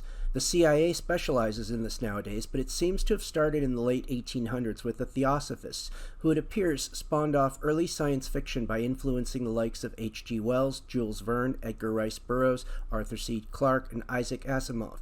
This will be covered more in the last episode. I never learned much from Blavatsky, I think mostly because I always developed my own personal spirituality instead of depending on sources outside myself for that, but I have tremendous respect for the work of Manly P. Hall, who was not a real Mason but an honorary one. Most people don't know that. He compiled all the esoteric works from all the ages and made them understandable and available, but he was not a Mason. And I appreciate the contributions Blavatsky made as well as Annie Besant in the work they did to provide an alternative spiritual philosophy in the world of esoteric occultism. The work of these groups, like the Theosophical Society and the Anthroposophy education, like Steiner, were tremendous in helping steer the culture away from Christianity as the sole religion in America, and they helped shape much of our modern society by being myth makers. Myth makers are important for culture because they continue to pass down the core of myth that has been carried on for millennia. They truly carry the torch, and for that we owe them our gratitude. Blessed are the myth makers, for they hath concealed the mysteries behind holy doors of Swiss cheese.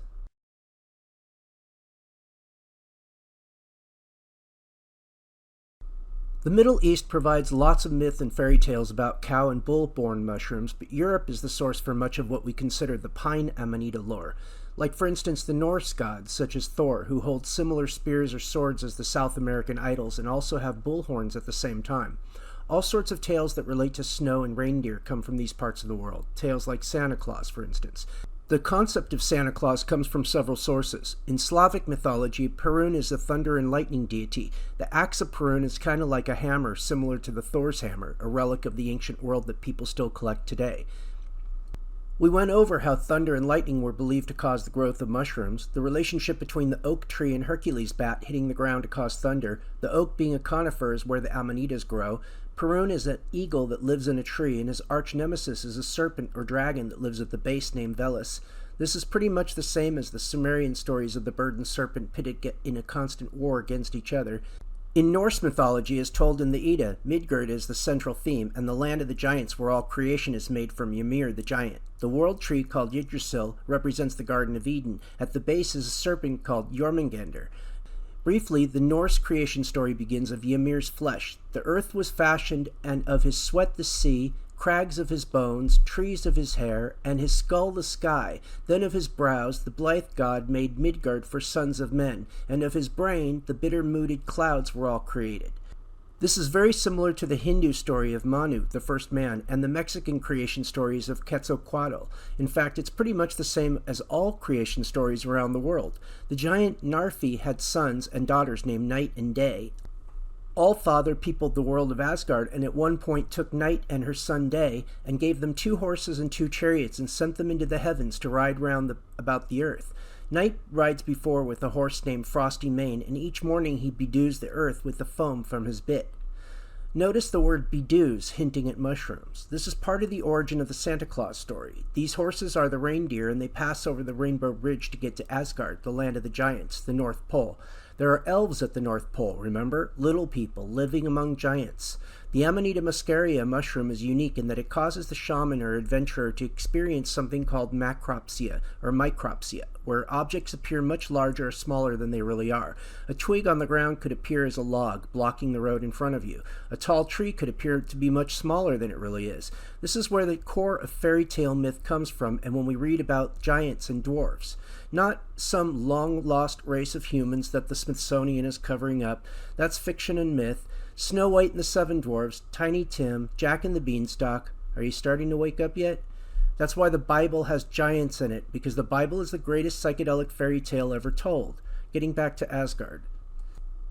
Next, we learn about what sounds exactly like the Greek creation story of mankind growing up from the fungus in the ground. Next, after this, the gods enthroned themselves in their seats and held judgment and called to mind, whence the dwarves had quickened in the mold and underneath in the earth, even as do maggots in flesh. The dwarves had first received shape and life in the flesh of Ymir and were then maggots, but by decree of the gods had become conscious with the intelligence of men and had human shape, and nevertheless they dwell in the earth and in stones. Lastly, we learn about Mimir's well. This part is key.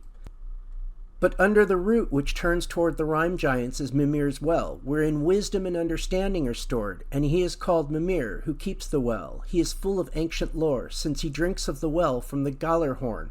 Thither came Allfather and craved one drink of the well, but he got it not until he had laid his eye in pledge. So says Volupsa, all know I Odin, where the eye thou hidden, in the wide-renowned well of Mimir. The single eye, the wisdom, and the well all have special meaning in mushroom mythology, as we've seen. The Amanita muscaria only grows under conifers, so the presents only appear under trees like pine trees, which is why we bring one in the house every winter and put gifts under it for our friends and family. But you can't just eat them freshly picked. They are a meal in Siberia. Lots of people eat them fresh, but that's because you won't get high unless you dry them first. So to dry them, you need a slow dry, like a warmth from a fireplace, maybe. Why not put them in some stockings, then, above the fireplace to dry? Siberia is famous for their reindeer, and reindeer love to eat the Amanita muscaria. It's probably their favorite food. One would imagine maybe they get high, too. Do reindeer fly? Maybe. Do you ever see reindeer in the sky on the eve of December 24th? Europe is also famous for interesting entrances to some of their castles, palaces, and even some inns. The mushroom symbolism is undeniable, but at the same time, it goes mostly unrecognized as that, because the mind hasn't been directed to that perspective. Who built all these wonderful places where we see all this elaborate mushroom design? Many castles and palaces of Europe were built by the Knights Templar, the keeper of the mushroom flame. They were soldiers for Christ early on and carried the red shield. This was the original incarnation of the King of Jerusalem. They were protector families that were eliminated by the Catholic Church, along with the Albigensians and the Cathars. These families had to go underground to escape the wrath of the Church. Eventually, we see these families spring up again in the societies of the Rosicrucians under Queen Elizabeth around 1600. These societies spread the gospel of the mushroom, but still under some guise of secrecy due to the power at the time that the Church still had. The Church had then created the Jesuits in 1540, founded by Ignatius of Loyola, nicknamed God's Marines. They've been responsible for many of the assassinations of leaders of society worldwide ever since their inception. The marriage of Elizabeth to Frederick V took place in 1613, and the first Rosicrucian publications appeared the following year. It was also called the Militia Evangelica, similar to the Soldiers of Christ of the earlier Templars. These publications led to what we now call the Age of Enlightenment, or the Age of Reason. Thomas Paine wrote The Age of Reason. A quote from Paine, "Belief in cruel God makes a cruel man." Paine also stated, "In deism, our reason and our belief are happily united." Lastly, Paine also said, "He that rebels against reason is a real rebel, but he that in defense of reason rebels against tyranny has a better title to defender of the faith than King George III." Thomas Paine was a founding father and a Mason. The founding fathers were all Freemasons, who were descended in philosophy from the Rosicrucians. They were deists who believed in God, but not the dogmatic doctrines of the Church. They founded the country's constitution to safeguard the people against the tyranny of the monarchy, but also, more importantly, the tyranny of the Catholic Church. They gave us freedom from religion, but also freedom of religion, which means we would have the right to use magic mushrooms, cannabis, and herbal sacraments for our spirituality and religious purposes. Don't believe me? See for yourself. The Phrygian cap of liberty, worn by the revolutionaries. The Liberty Pole. The Statue of Liberty holding the torch of enlightenment. Thomas Jefferson was quoted as saying, "I have examined all the known superstitions of the world, and I do not find in our particular superstition of Christianity one redeeming feature. They are all alike, founded on fables and mythology. Also, Christianity neither is nor ever was part of the common law. And lastly, man, once surrendering his reason, has no remaining guard against absurdities the most monstrous, and like a ship without rudder is the sport of every wind. With such persons, gullibility, which they call faith, takes the helm from the hand of reason, and the mind becomes a wreck." John Adams was quoted as saying, "The United States is not a Christian nation any more than it is a Jewish or a Mohammedan nation."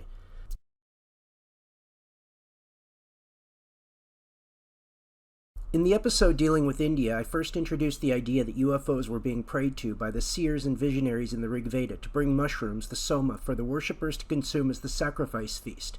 In all the previous episodes, we discovered how all the gods and goddesses of the ancient world are personifications of the four elements, air, fire, earth, and water, and at their core, they all represent the magic mushroom, which requires all four elements to come into creation.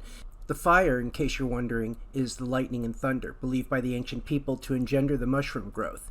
We know the earth is involved, and the water as well, and the spores need wind to travel to their newborn locations. The Maruts, I theorize, are wind messengers for the spores, and the Asvins are the UFOs that deliver the mushrooms. Some UFO researchers talk of Vimana, but that's not a reliable avenue of research in my opinion. This idea can be backed up by actual evidence. Before we get to that, let's look at some of the Rigveda verses that led me to this conclusion.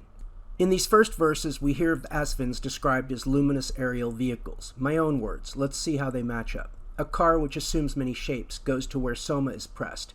Asvins, your Soma sheds delicious sweetness. Drink ye thereof, and come upon your dwelling. Your car, assuming many a shape, most often goes to the Soma presser's place of meeting. Dweller in floods, king, foremost, he displays his might, set among living things as measurer of days. Distilling oil he flows, fair, billowy, golden-hued, borne on a car of light, sharing one home with wealth. The Asvins come from heaven, come from mountains, and come from waters. These are all known characteristics of UFOs. Yea, come at milking time, at early morning, at noon of day, and when the sun is setting, by day, by night, with favor most auspicious. Not only now the drought hath drawn the Asvins, for this place, Asvins, was of old your dwelling. These were your houses. This is your habitation. Come to us from high heaven and from the mountain. Come from the waters bringing food and vigor. May we obtain the Asvins' newest favor and gain their health-bestowing happy guidance. Bring riches hither unto us, and heroes, and all felicity and joy, immortals. And men who have trimmed the sacred grass, bringing oblations and prepared, O Asvins, are invoking you. Ascend your car with golden seat, O Asvins, and with reins of gold that reaches even to the sky. Golden is its supporting shaft, and the axle also is of gold, and both the wheels are made of gold. Well, this sounds a lot like the vision of Ezekiel, doesn't it? Now, are we talking about UFOs and cows at the same time, too? When yellow stalks give forth the juice as cows from udders pour their milk, and voices sound the song of praise, the Asvins worshippers show first. And we know they're talking about the Amanita muscaria. When purified within the jars, Soma, bright red and golden-hued, hath clothed him with a robe of milk. We call the universal gods and Maruts to the Soma drought, for passing strong are Prisni's sons. Fierce come the Marut's thundering voice, like that of conquerors. When ye go forward to victory, O men, born of the laughing lightning, may the Maruts guide us everywhere. May they be gracious unto us. Like some lost animal, drive to us bright Pusan, him who bears up heaven, resting on many-colored grass.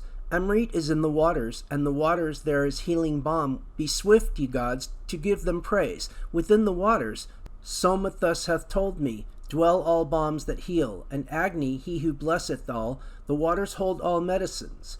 O waters, teem with medicine to keep my body safe from harm, so that I long may see the sun. Whatever sin is found in me, whatever evil I have wrought, if I have lied or falsely sworn, waters remove it from me. I've presented the circumstantial evidence, now I'm going to give you the hard evidence. Official UFO Magazine, April 1976. 6 incidents were documented of strange lights seen the night before in the backyards or farm areas, and the next day when investigated, burned circles were found in the ground, and in those circles were growing giant mushrooms. In one case, they were growing in a burned circle in the desert where mushrooms were never known to grow before. We can clearly see here that all the elements are involved: wind, rain, thunder, and lightning. And now we know that these are elemental deities being prayed to. So what other evidence do I have? A book titled Discourses on the Secret Sciences by Abe N. Moutfalcon de Villers, published in 1670. I'm going to just breeze through all the sylph material. Likewise, the sylphs are composed of the purest atoms of the air. He bethought himself was to advise the sylphs to show themselves in the air to everyone. They did so sumptuously. These beings were seen in the air in human form, sometimes in battle array, marching in good order, halting under arms, or encamped beneath magnificent tents, sometimes on wonderfully constructed aerial ships whose flying squadrons roved at the will of the Zephyr. The sylphs seen the populace, the pendants, and even the crowned heads thus alarmed against them, determined to dissipate the bad opinion people had of their innocent fleet by carrying off men from every locality and showing them their beautiful women, their republic, and their manners of government, and then setting them down again on earth in diverse parts of the world.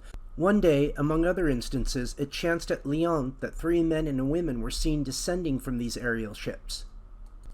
Elementals are not from outer space, like aliens, and the UFO is not inhabited or operated. It's a living biological organism that belongs to the Earth, like the insects and animals. In 1955, the U.S. Air Force announced that UFOs were biological animals that lived in the atmosphere and they posed no harm to us.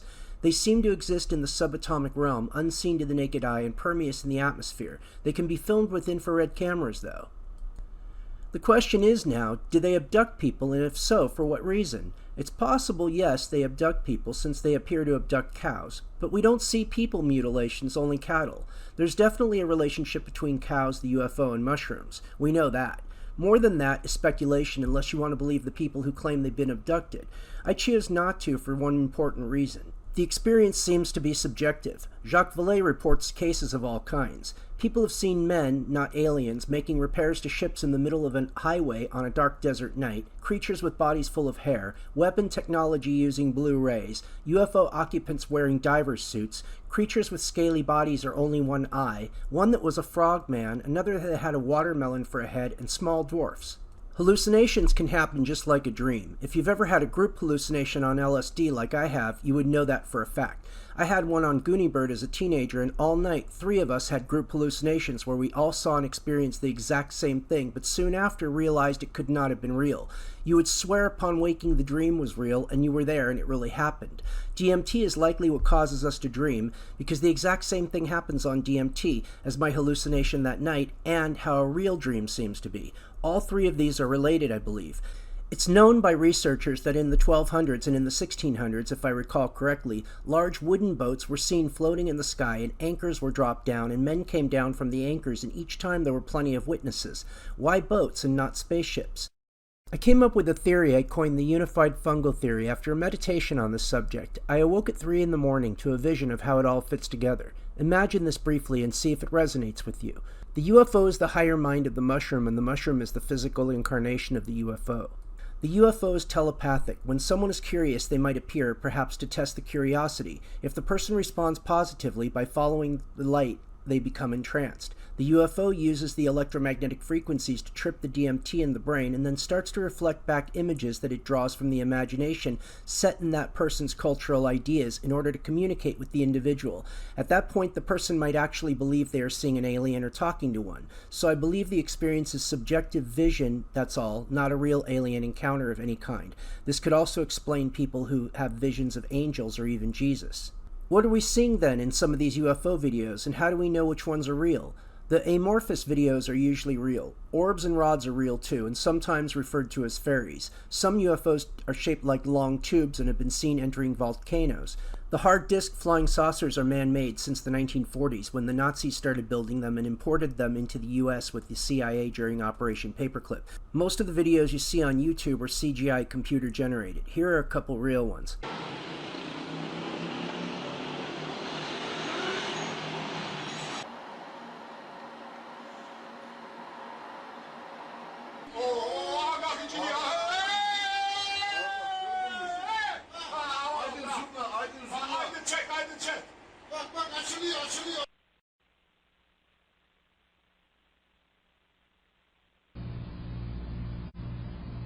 Yes, yes. Oh, I see it. It's right here. Well, we have is a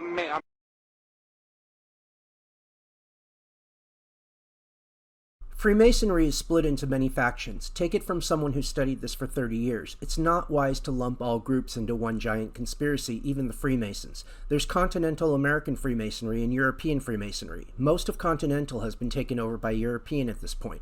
There's speculative, which is more philosophical, and operative, which is more political. It was British intelligence that falls under the Grandmother Lodge, English Freemasonry, that started the CIA, imported 1,600 Nazi scientists into the U.S. during Operation Paperclip from 1945 to 1959, and this led to MK Ultra in 1953. And don't forget, the Vatican worked with the Nazis during World War II as well.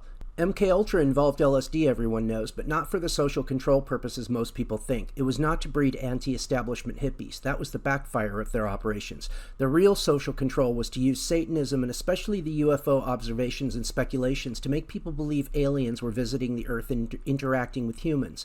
In 1959, Andrija Puharich published The Sacred Mushroom, Key to the Door of Eternity. I believe Andrija Puharich is the key to understanding MK Ultra's ultimate goals. He was the mind control master behind the scenes. 10 years before Wasson published Soma, Puharich was talking about Siberian mushroom cults. From 1953 to 1955, he served as a captain in the Army Medical Corps, Army Chemical Center, Edgewood Arsenal, Maryland, exactly when MK Ultra started and where the projects took place. In August 1954, he received a security clearance and started working on military programs involving ESP, trance states, and mind-altering drugs.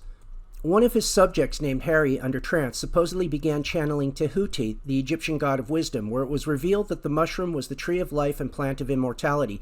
Aldous Huxley was present at one of these channelings. On February 12, 1955, Puharich and Gordon Wasson were introduced. Wasson shared his knowledge of Mexican mushroom cults with Puharich. It was Puharich who first brought Uri Geller to America to introduce him to the UFO crowds. Puharich met Uri in Israel in 1971. Geller worked with Israel intelligence, which falls under British intelligence. Puharich arranged to have him studied in the U.S. by Captain Edgar Mitchell, the former astronaut, working with Russell Targ, Hal Puthoff, and Wilbur Franklin, who helped carry out experiments at Stanford Research Institute, SRI, which started the following year. In the preface of the book Uri, published in 1974, Puharich writes, "I had suspected for a long time from my researches that man has been in communication with beings not of this earth for thousands of years. This personal opinion comes from a close reading of the record of ancient religions and from my own observations and data. What is not clear is why this communication has been kept secret for so long." Then we learn that Puharich met with Charles Laffhead, who formed the Seekers, also called the Brotherhood of the Seven Rays, a UFO religious group that formed in 1953, the same year, coincidentally, George Adamski started his UFO group. Adamski founded the Royal Order of Tibet while living in Laguna Beach in the 1930s, saw his first UFO in 1946, gave his first lecture in 1949. Adamski's first encounter with a friendly Nordic-looking Venusian called Orthon in 1952 occurred around the same time as George Van Tassel's initial contact. In 1953, Adamski published his book The Flying Saucers Have Landed, which recalled his Nordic contact. That same year, George Van Tassel started a group in Joshua Tree, California at Giant Rock and published a newsletter called Interplanetary News. Van Tassel worked with Douglas Aircraft, then Howard Hughes, then Skunk Works.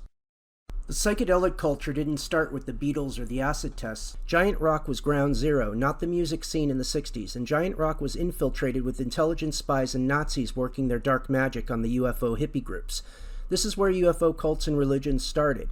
The main link is William Dudley Pelley, a writer, spiritualist, and fascist political activist who founded the Silver Legion. He got into UFOs in prison, called them soulcraft, and published a book of automatic writings called Starguests and a magazine called Valor. He was a close associate of George Hunt Williamson, who was a close associate of George Adamski. Adamski claims to have photographed this UFO in 1952. It's suspected by some researchers that some of the early members of the original Ascended Master teachings of the I Am group were recruited from the ranks of Pelley's organization, the Silver Legion. If you think about it, it's highly suspicious that this is the origin of the Nordic blonde alien stories, which were later picked up by people like David Icke and spread through his reptilian lore. It's inherently racist and used for division. We don't know a lot about it, but we do know the government has been developing flying saucers that mimic UFOs since at least the 1940s. These are suspected to be German in origin and likely brought here under Operation Paperclip. They are remarkably different from UFOs. They do not morph, despite the propaganda you might hear. They are flying saucers, not UFOs. The gunships on the top and bottom come from German tanks. We should keep in mind as well that the European secret societies have known about SILF since at least the days of the Kabbalists and the book Secret Sciences in the 1600s. The design of the flying saucer intent was to mimic the UFO and use that for mind control. In a letter to Walter Bauert, author of Operation Mind Control, Julianne McKinney, director of the Electronic Surveillance Project of the Association of National Security Alumni, writes, "Having been given no reason to believe otherwise, I have personally concluded that so-called UFO abductions and the events surrounding those abductions and sightings are a black intelligence operation involving government-sponsored kidnappings, experimental drugs, surgical experimentation, sophisticated electronics and directed energy technologies, implantable microcircuit devices, experimental aircraft, Hollywood-style special effects, and the exploitation of so-called abductees as sources of ova, sperm, and aborted fetuses for use in government-sponsored genetic experiments. In sum," McKinney continued, "I see these UFO activities as being nothing more than a massive covert intelligence fraud being perpetrated upon the gullible public, a lucrative, large-scale mind control operation qualifying as an attempt at creating the cult to end all cults, the cult from outer space." McKinney says another source told her that there was a project headed by Michael Aquino that involves the programming of so-called UFO abductees. The source told her that this project is codenamed Green Star and is a mind control operation involving an overlapping of satanic cults, the U.S. military, and the UFO community.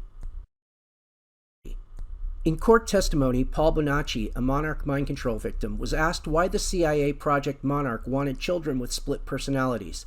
Bonacci, because if one was captured in the future spying, the personality of the person captured would go into the personality who would have no useful information. There would be other personalities that would come out and would render the person to seem hallucinatory or to seem as if he was indeed crazy. In fact, their program was named Star Wars, was in fact a program in which we were taken aboard so-called alien spacecraft which were in tunnels in Colorado, which were not real spaceships nor were they real aliens.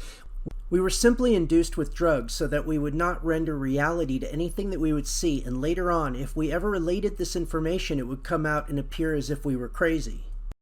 In 1957, Ewan Cameron received a grant from the CIA to study the effects of sensory deprivation. A 2012 lawsuit filed by veterans groups against the CIA and DoD refers to Ewan Cameron's methods. The suit also states that two researchers, Dr. Lewis West and Dr. Jose Delgado, working together under the early CIA MKUltra Subproject 95, utilized two protocols, brain implants and RIC-EDOME, remote radio brain control, to program the minds of victims. On the Constantine Report, a website by Alex Constantine, in an article titled Fascists in White Coats, the CIA's Dr. Lewis West and the UCLA Neuropsychiatric Institute, Constantine writes, in 1972, Dr. Lewis West, a ranking CIA psychiatrist, also a director of the Conservative American Family Foundation and a False Memory Syndrome Foundation, an organization founded by pedophile apologists that marginalizes victims of ritual abuse and libels their advocates, with an obsessive interest in mind control, proposed experimenting on the brains of blacks and Latino prisoners, women and children at a secret psychiatric unit near the UCLA. This is the same Dr. Lewis West who had contact with Charles Manson while working at the Haight-Ashbury Free Clinic. What was happening is that the CIA was monitoring UFO cult followers at Giant Rock and abducting them, implanting them, and this is what led to a wave of channeled communications with the Space Brothers in the 1950s until now, like Urantia, Ashtar, Bashar, Seth, and Ramtha. The main figures involved in the so-called UFO and alien disclosure today are some of the most untrustworthy people in science and government. The Disclosure Project is meant to steer your attention away from the reality of sylphs and the true nature of UFOs and steer it towards the idea of negative and positive aliens linking it to a government cover-up. This is the purpose of almost all these personalities involved in the field of ufology. They're all employed in some manner by the intelligence agencies to pump this stuff out. In some cases, the personality sells lots of books that fund their mythological narratives, such as Zachariah Sitchin, the ultimate king mythmaker, and his Anunnaki bullshit. And then there's David Icke with his reptilian bullshit, which we'll jump into right in the next presentation, so stay tuned.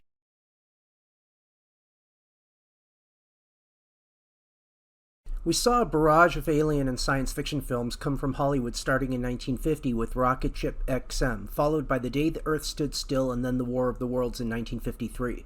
Godzilla, Reptilian King of the Monsters in 1954. No less than 100 science fiction films came out in the 1950s, many revolving around extraterrestrials and space visitations. There were sci-fi films about spores taking over the planet, threats of nuclear holocaust on Earth, and Martian invaders in all varieties. The Outer Limits even had an episode titled Special Delivery, where the boys in the neighborhood all started growing mushrooms and then disappearing. The theme that seemed to be the most powerful are lizard people. Many of us have seen the Star Trek episode, The Land of the Lost, the miniseries V, Jupiter Rising, etc. Spider-Man's arch nemesis is a lizard man. Comic books for decades have featured reptilian gods and lizard people. If the reptilians are here and hiding from us, they aren't doing a very good job. All reptilian information that involves any details comes from David Icke's book, The Children of the Matrix, which has zero sources other than fantasy books and fairy tales, and his interview with Credo Mutwa, the shaman. The only shaman I've ever heard of whose initiation ceremony didn't involve drugs, but instead the consumption of a gray alien body. Here are some of the quotes from the 6-hour interview. Muero challenged the great chief of the Serpent People to a fight, and he cut off the penis of the royal king of the Snake People, and that caused a big war. This is the same story as the castration of Shiva in the forest, Osiris from Egypt, and Attis from Phrygia. Next. But a royal Chitauri has got 3 eyes, sir. It's got the yellowish eyes, which glow in an almost ice-like way like jewels, like certain types of yellow jewels, and then they have got an eye in the center of their forehead. Now this eye of the Chitauri is the eye that kills, because it can knock a man down just by the fire that comes out of it. This is the myth of the centaur and the cyclops, the Greek Polyphemus, and there's a fairy tale from Ireland dealing with the battle Lug and Belor of the piercing eye met in the battle. The latter had a destructive eye which was never opened except on the battlefield. Credo also claims he was abducted by aliens. It was there that I also went missing for 4 days in 1959 in one of the most traumatic experiences of my life. My teacher, Elizabeth Moyo, had sent me to get a special herb which only grows on the foothills of those mountains, and as I was looking for this herb when all of a sudden a bright blue mist fell all around me. Lastly, he describes his experience being initiated by eating a gray alien corpse. We went down the hole. We used a broken ladder. There inside the hole we ate small pieces of something. He told me to chew these things as they were quite hard. He said, look, what we shared is something that can only be eaten while you're hiding in a hole. And that thing is the flesh of a god. I said, God? He said, yes. I said, but I am sick now. He said, wait, you'll recover. Mr. Icke, I can't describe to you what happened next. Suddenly you get stark raving, laughing mad. We started laughing. Ha ha ha. It was utterly incredible. What had caused the laughter we do not know, but we laughed for hours, all 3 of us. When I drank the water, my sense of taste was so heightened that I was utterly shaken. Ordinary water from a mountain spring tasted like, I don't know, like what? Like wine, like something out of I don't know where. And then another feeling fell over all of us, as if we were one with the entire universe. When I looked at a tree outside my friend's homestead, it was as if the tree was a multicolored living rainbow. When I looked at the mountains far away, my sense of sight was so intense I could see colors beyond colors. And then, sir, I was very weak, but with a monstrous appetite. I left my friend's homestead and returned to South Africa. Every step of the way, I seemed like a person reborn. And that, my friends, is a psychedelic experience, exactly. Not what happens when you eat the body of an alien, but instead the mushroom, the flesh of the gods.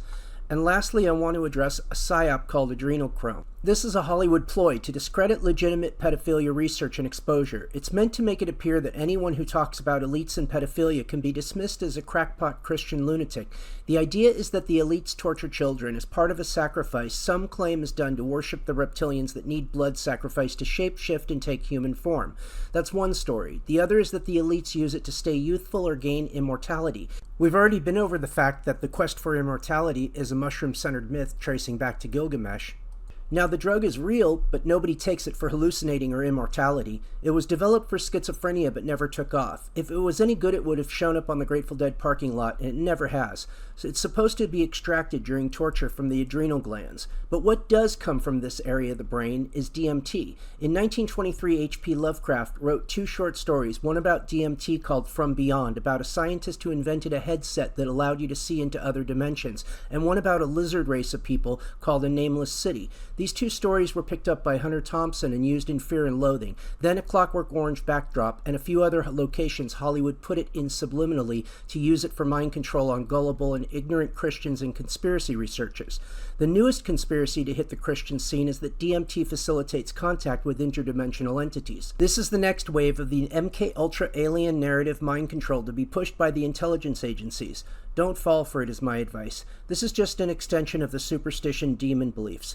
They're being baited by intel agencies, and now, so are many of the liberal psychedelic users as well, all sucked into the latest New Age religion of alien gods, the latest development in MK Ultra's mind control project. Isn't it odd and a little suspicious how all these conspiracies like Flat Earth, Ancient Aliens, and Giants are all dominated by superstitious Christians? Like I said, I've been at this for 30 years. There was a time when neither of these conspiracies existed. Nobody ever talked about adrenochrome until about 8 years ago. Nobody really started talking about DMT and interdimensional alien beings and military rituals to bring about sacrifices and torture of children until Alex Jones explained it to Joe Rogan on his show about 5 or 6 years ago. Everyone who's done a high dose of psychedelic drugs has had this experience.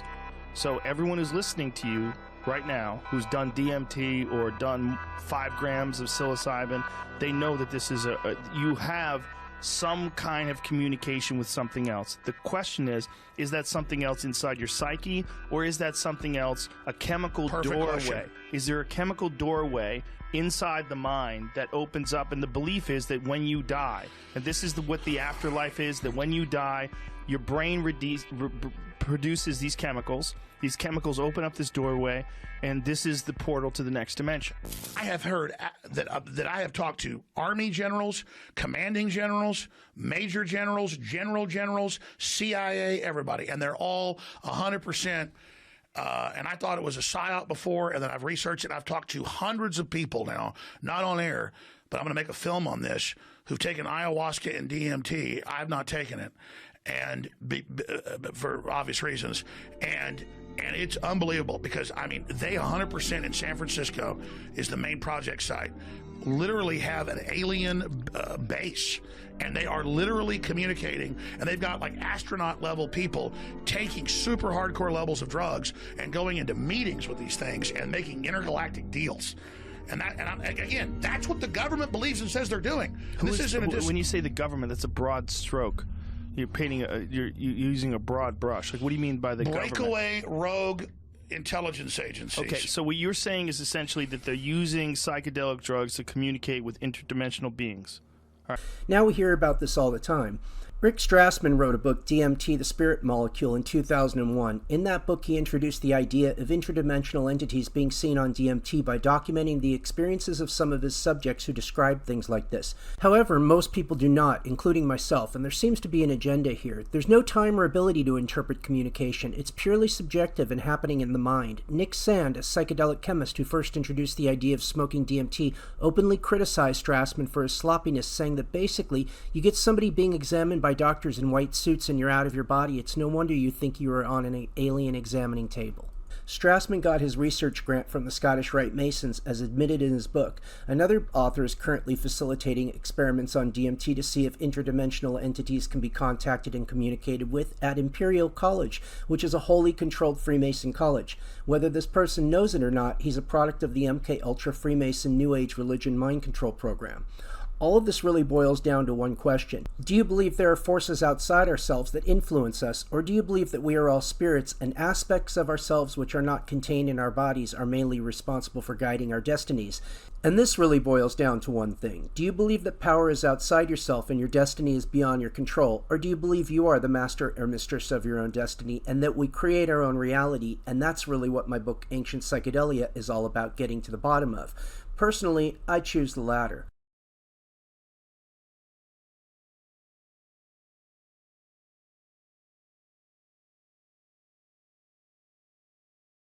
Well, that sounds like blasphemy. Lady's gonna hurt the I children. want that man arrested immediately. We can't do that, sir. This is America. Sir, this is a Wendy's drive-thru. The only thing you'll have to fear is fear itself. Hard times. The only salvation is to be good. Kids won't go to church Be anymore. good. In this final presentation, I just wanted to sum up a few things that we went over from a personal perspective and also share some really important information with you about how we can all help heal our planet and ourselves in the process. This is all about working with God or Goddess instead of against them, which is in reality working against ourselves. A really interesting and important book I recommend at least taking a look at, and the fellow's website. His name is David Moore. He wrote a book titled Fungal Biology and the Emergence of Life. David is a biological scientist, and his book is not an easy read, but his website provides for some fascinating tidbits of knowledge on the mushroom. The site can be found at davidmoore.org.uk. David provides a theory backed up by scientific evidence that all life on Earth evolved from the fungus. We've heard stories that in the beginning everything was bigger and there were giant mushrooms all over the earth. It was cold and the climate suited them perfectly. If his theory is correct, and my theory is as well, relating to the UFOs being one with the mushroom and the earth, then the earth is indeed alive and we are not the masters of this domain. We are guests and stewards, and when the host gets tired of the guests and stewards abusing his property, he gets right to it and cleans house. So if we don't stop destroying this planet, the planet will surely destroy us.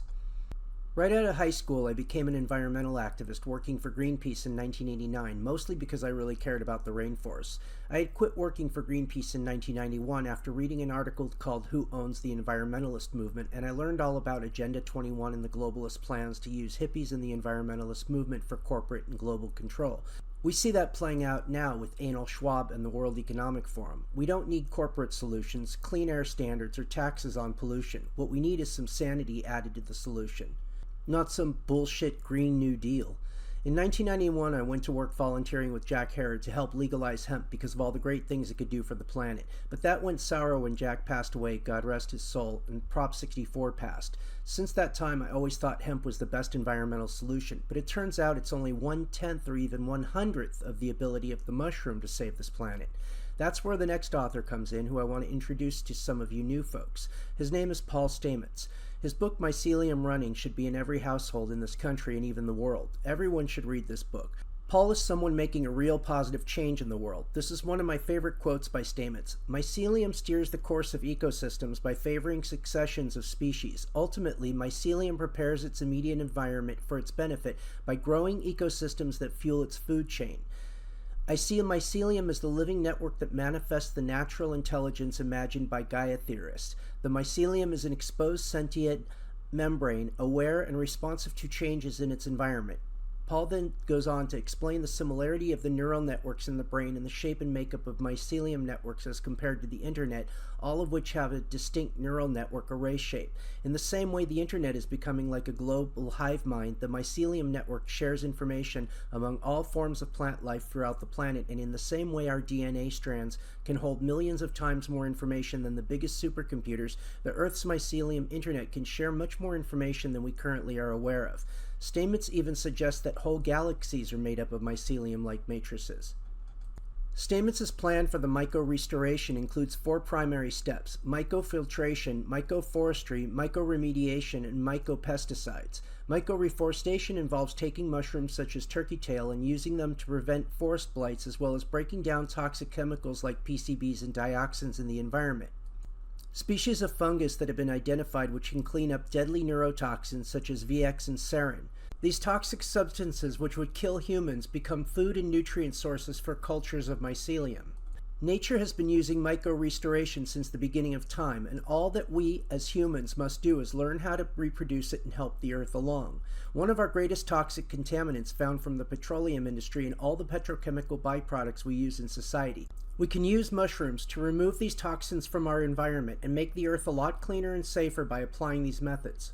According to Stamets, since many of the bonds that hold plant material together are similar to the bonds found in petroleum products, including diesel, oil, and many herbicides and pesticides, mycelial enzymes are well suited for decomposing a wide spectrum of durable toxic chemicals.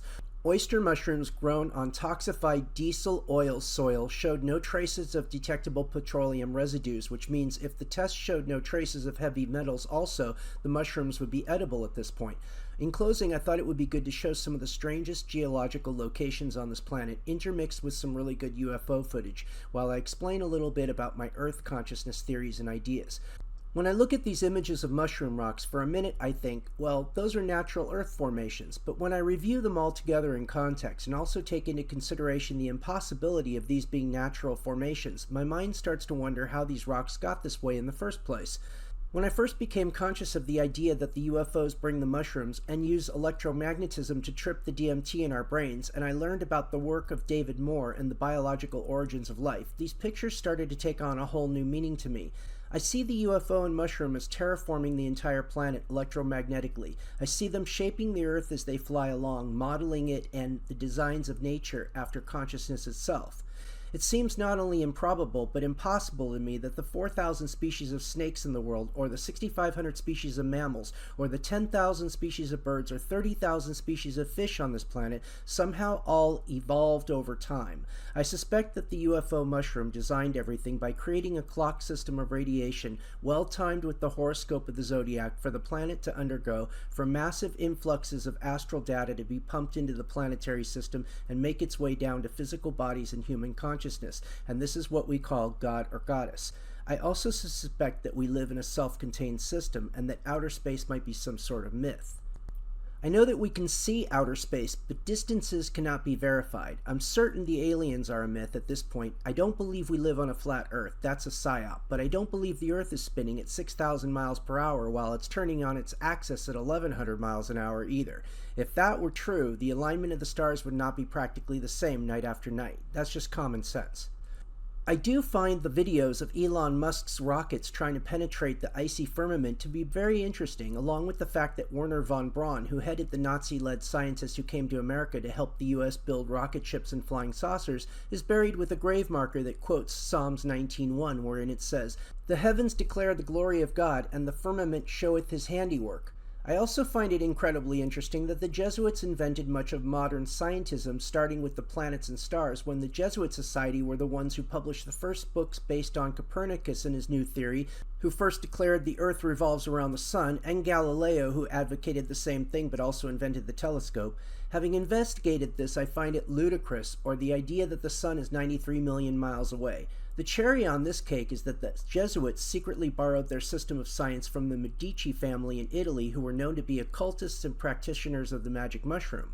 These are some of the things I'm interested in now because they deal with how the Earth really works, and the history of patriarchal kingships of man have proven attempt after attempt to wipe history from the books and from our minds.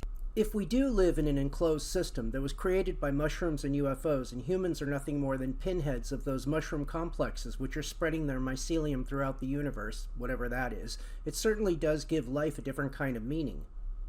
Currently, it's us humans that hold the highest level of physical intelligence, but if we are not careful, the Earth will protect itself and spawn off a whole new species, wiping out everything from the past, once again similar to the Great Flood. So let's all chip in and help the Earth heal, and in the process we'll heal ourselves as well. This concludes the presentation titled You Can't Unsee It, Episode 15, Planet Mushroom. For more information on this subject, visit AncientPsychedelia.com and check out the free online version of the book, Ancient Psychedelia, Alien Gods and Mushroom Goddesses. Thanks for watching. One last thing I should mention, if you enjoyed this video and you'd like to support me in my work, here are several ways you can do that. It does help tremendously, and I really appreciate it.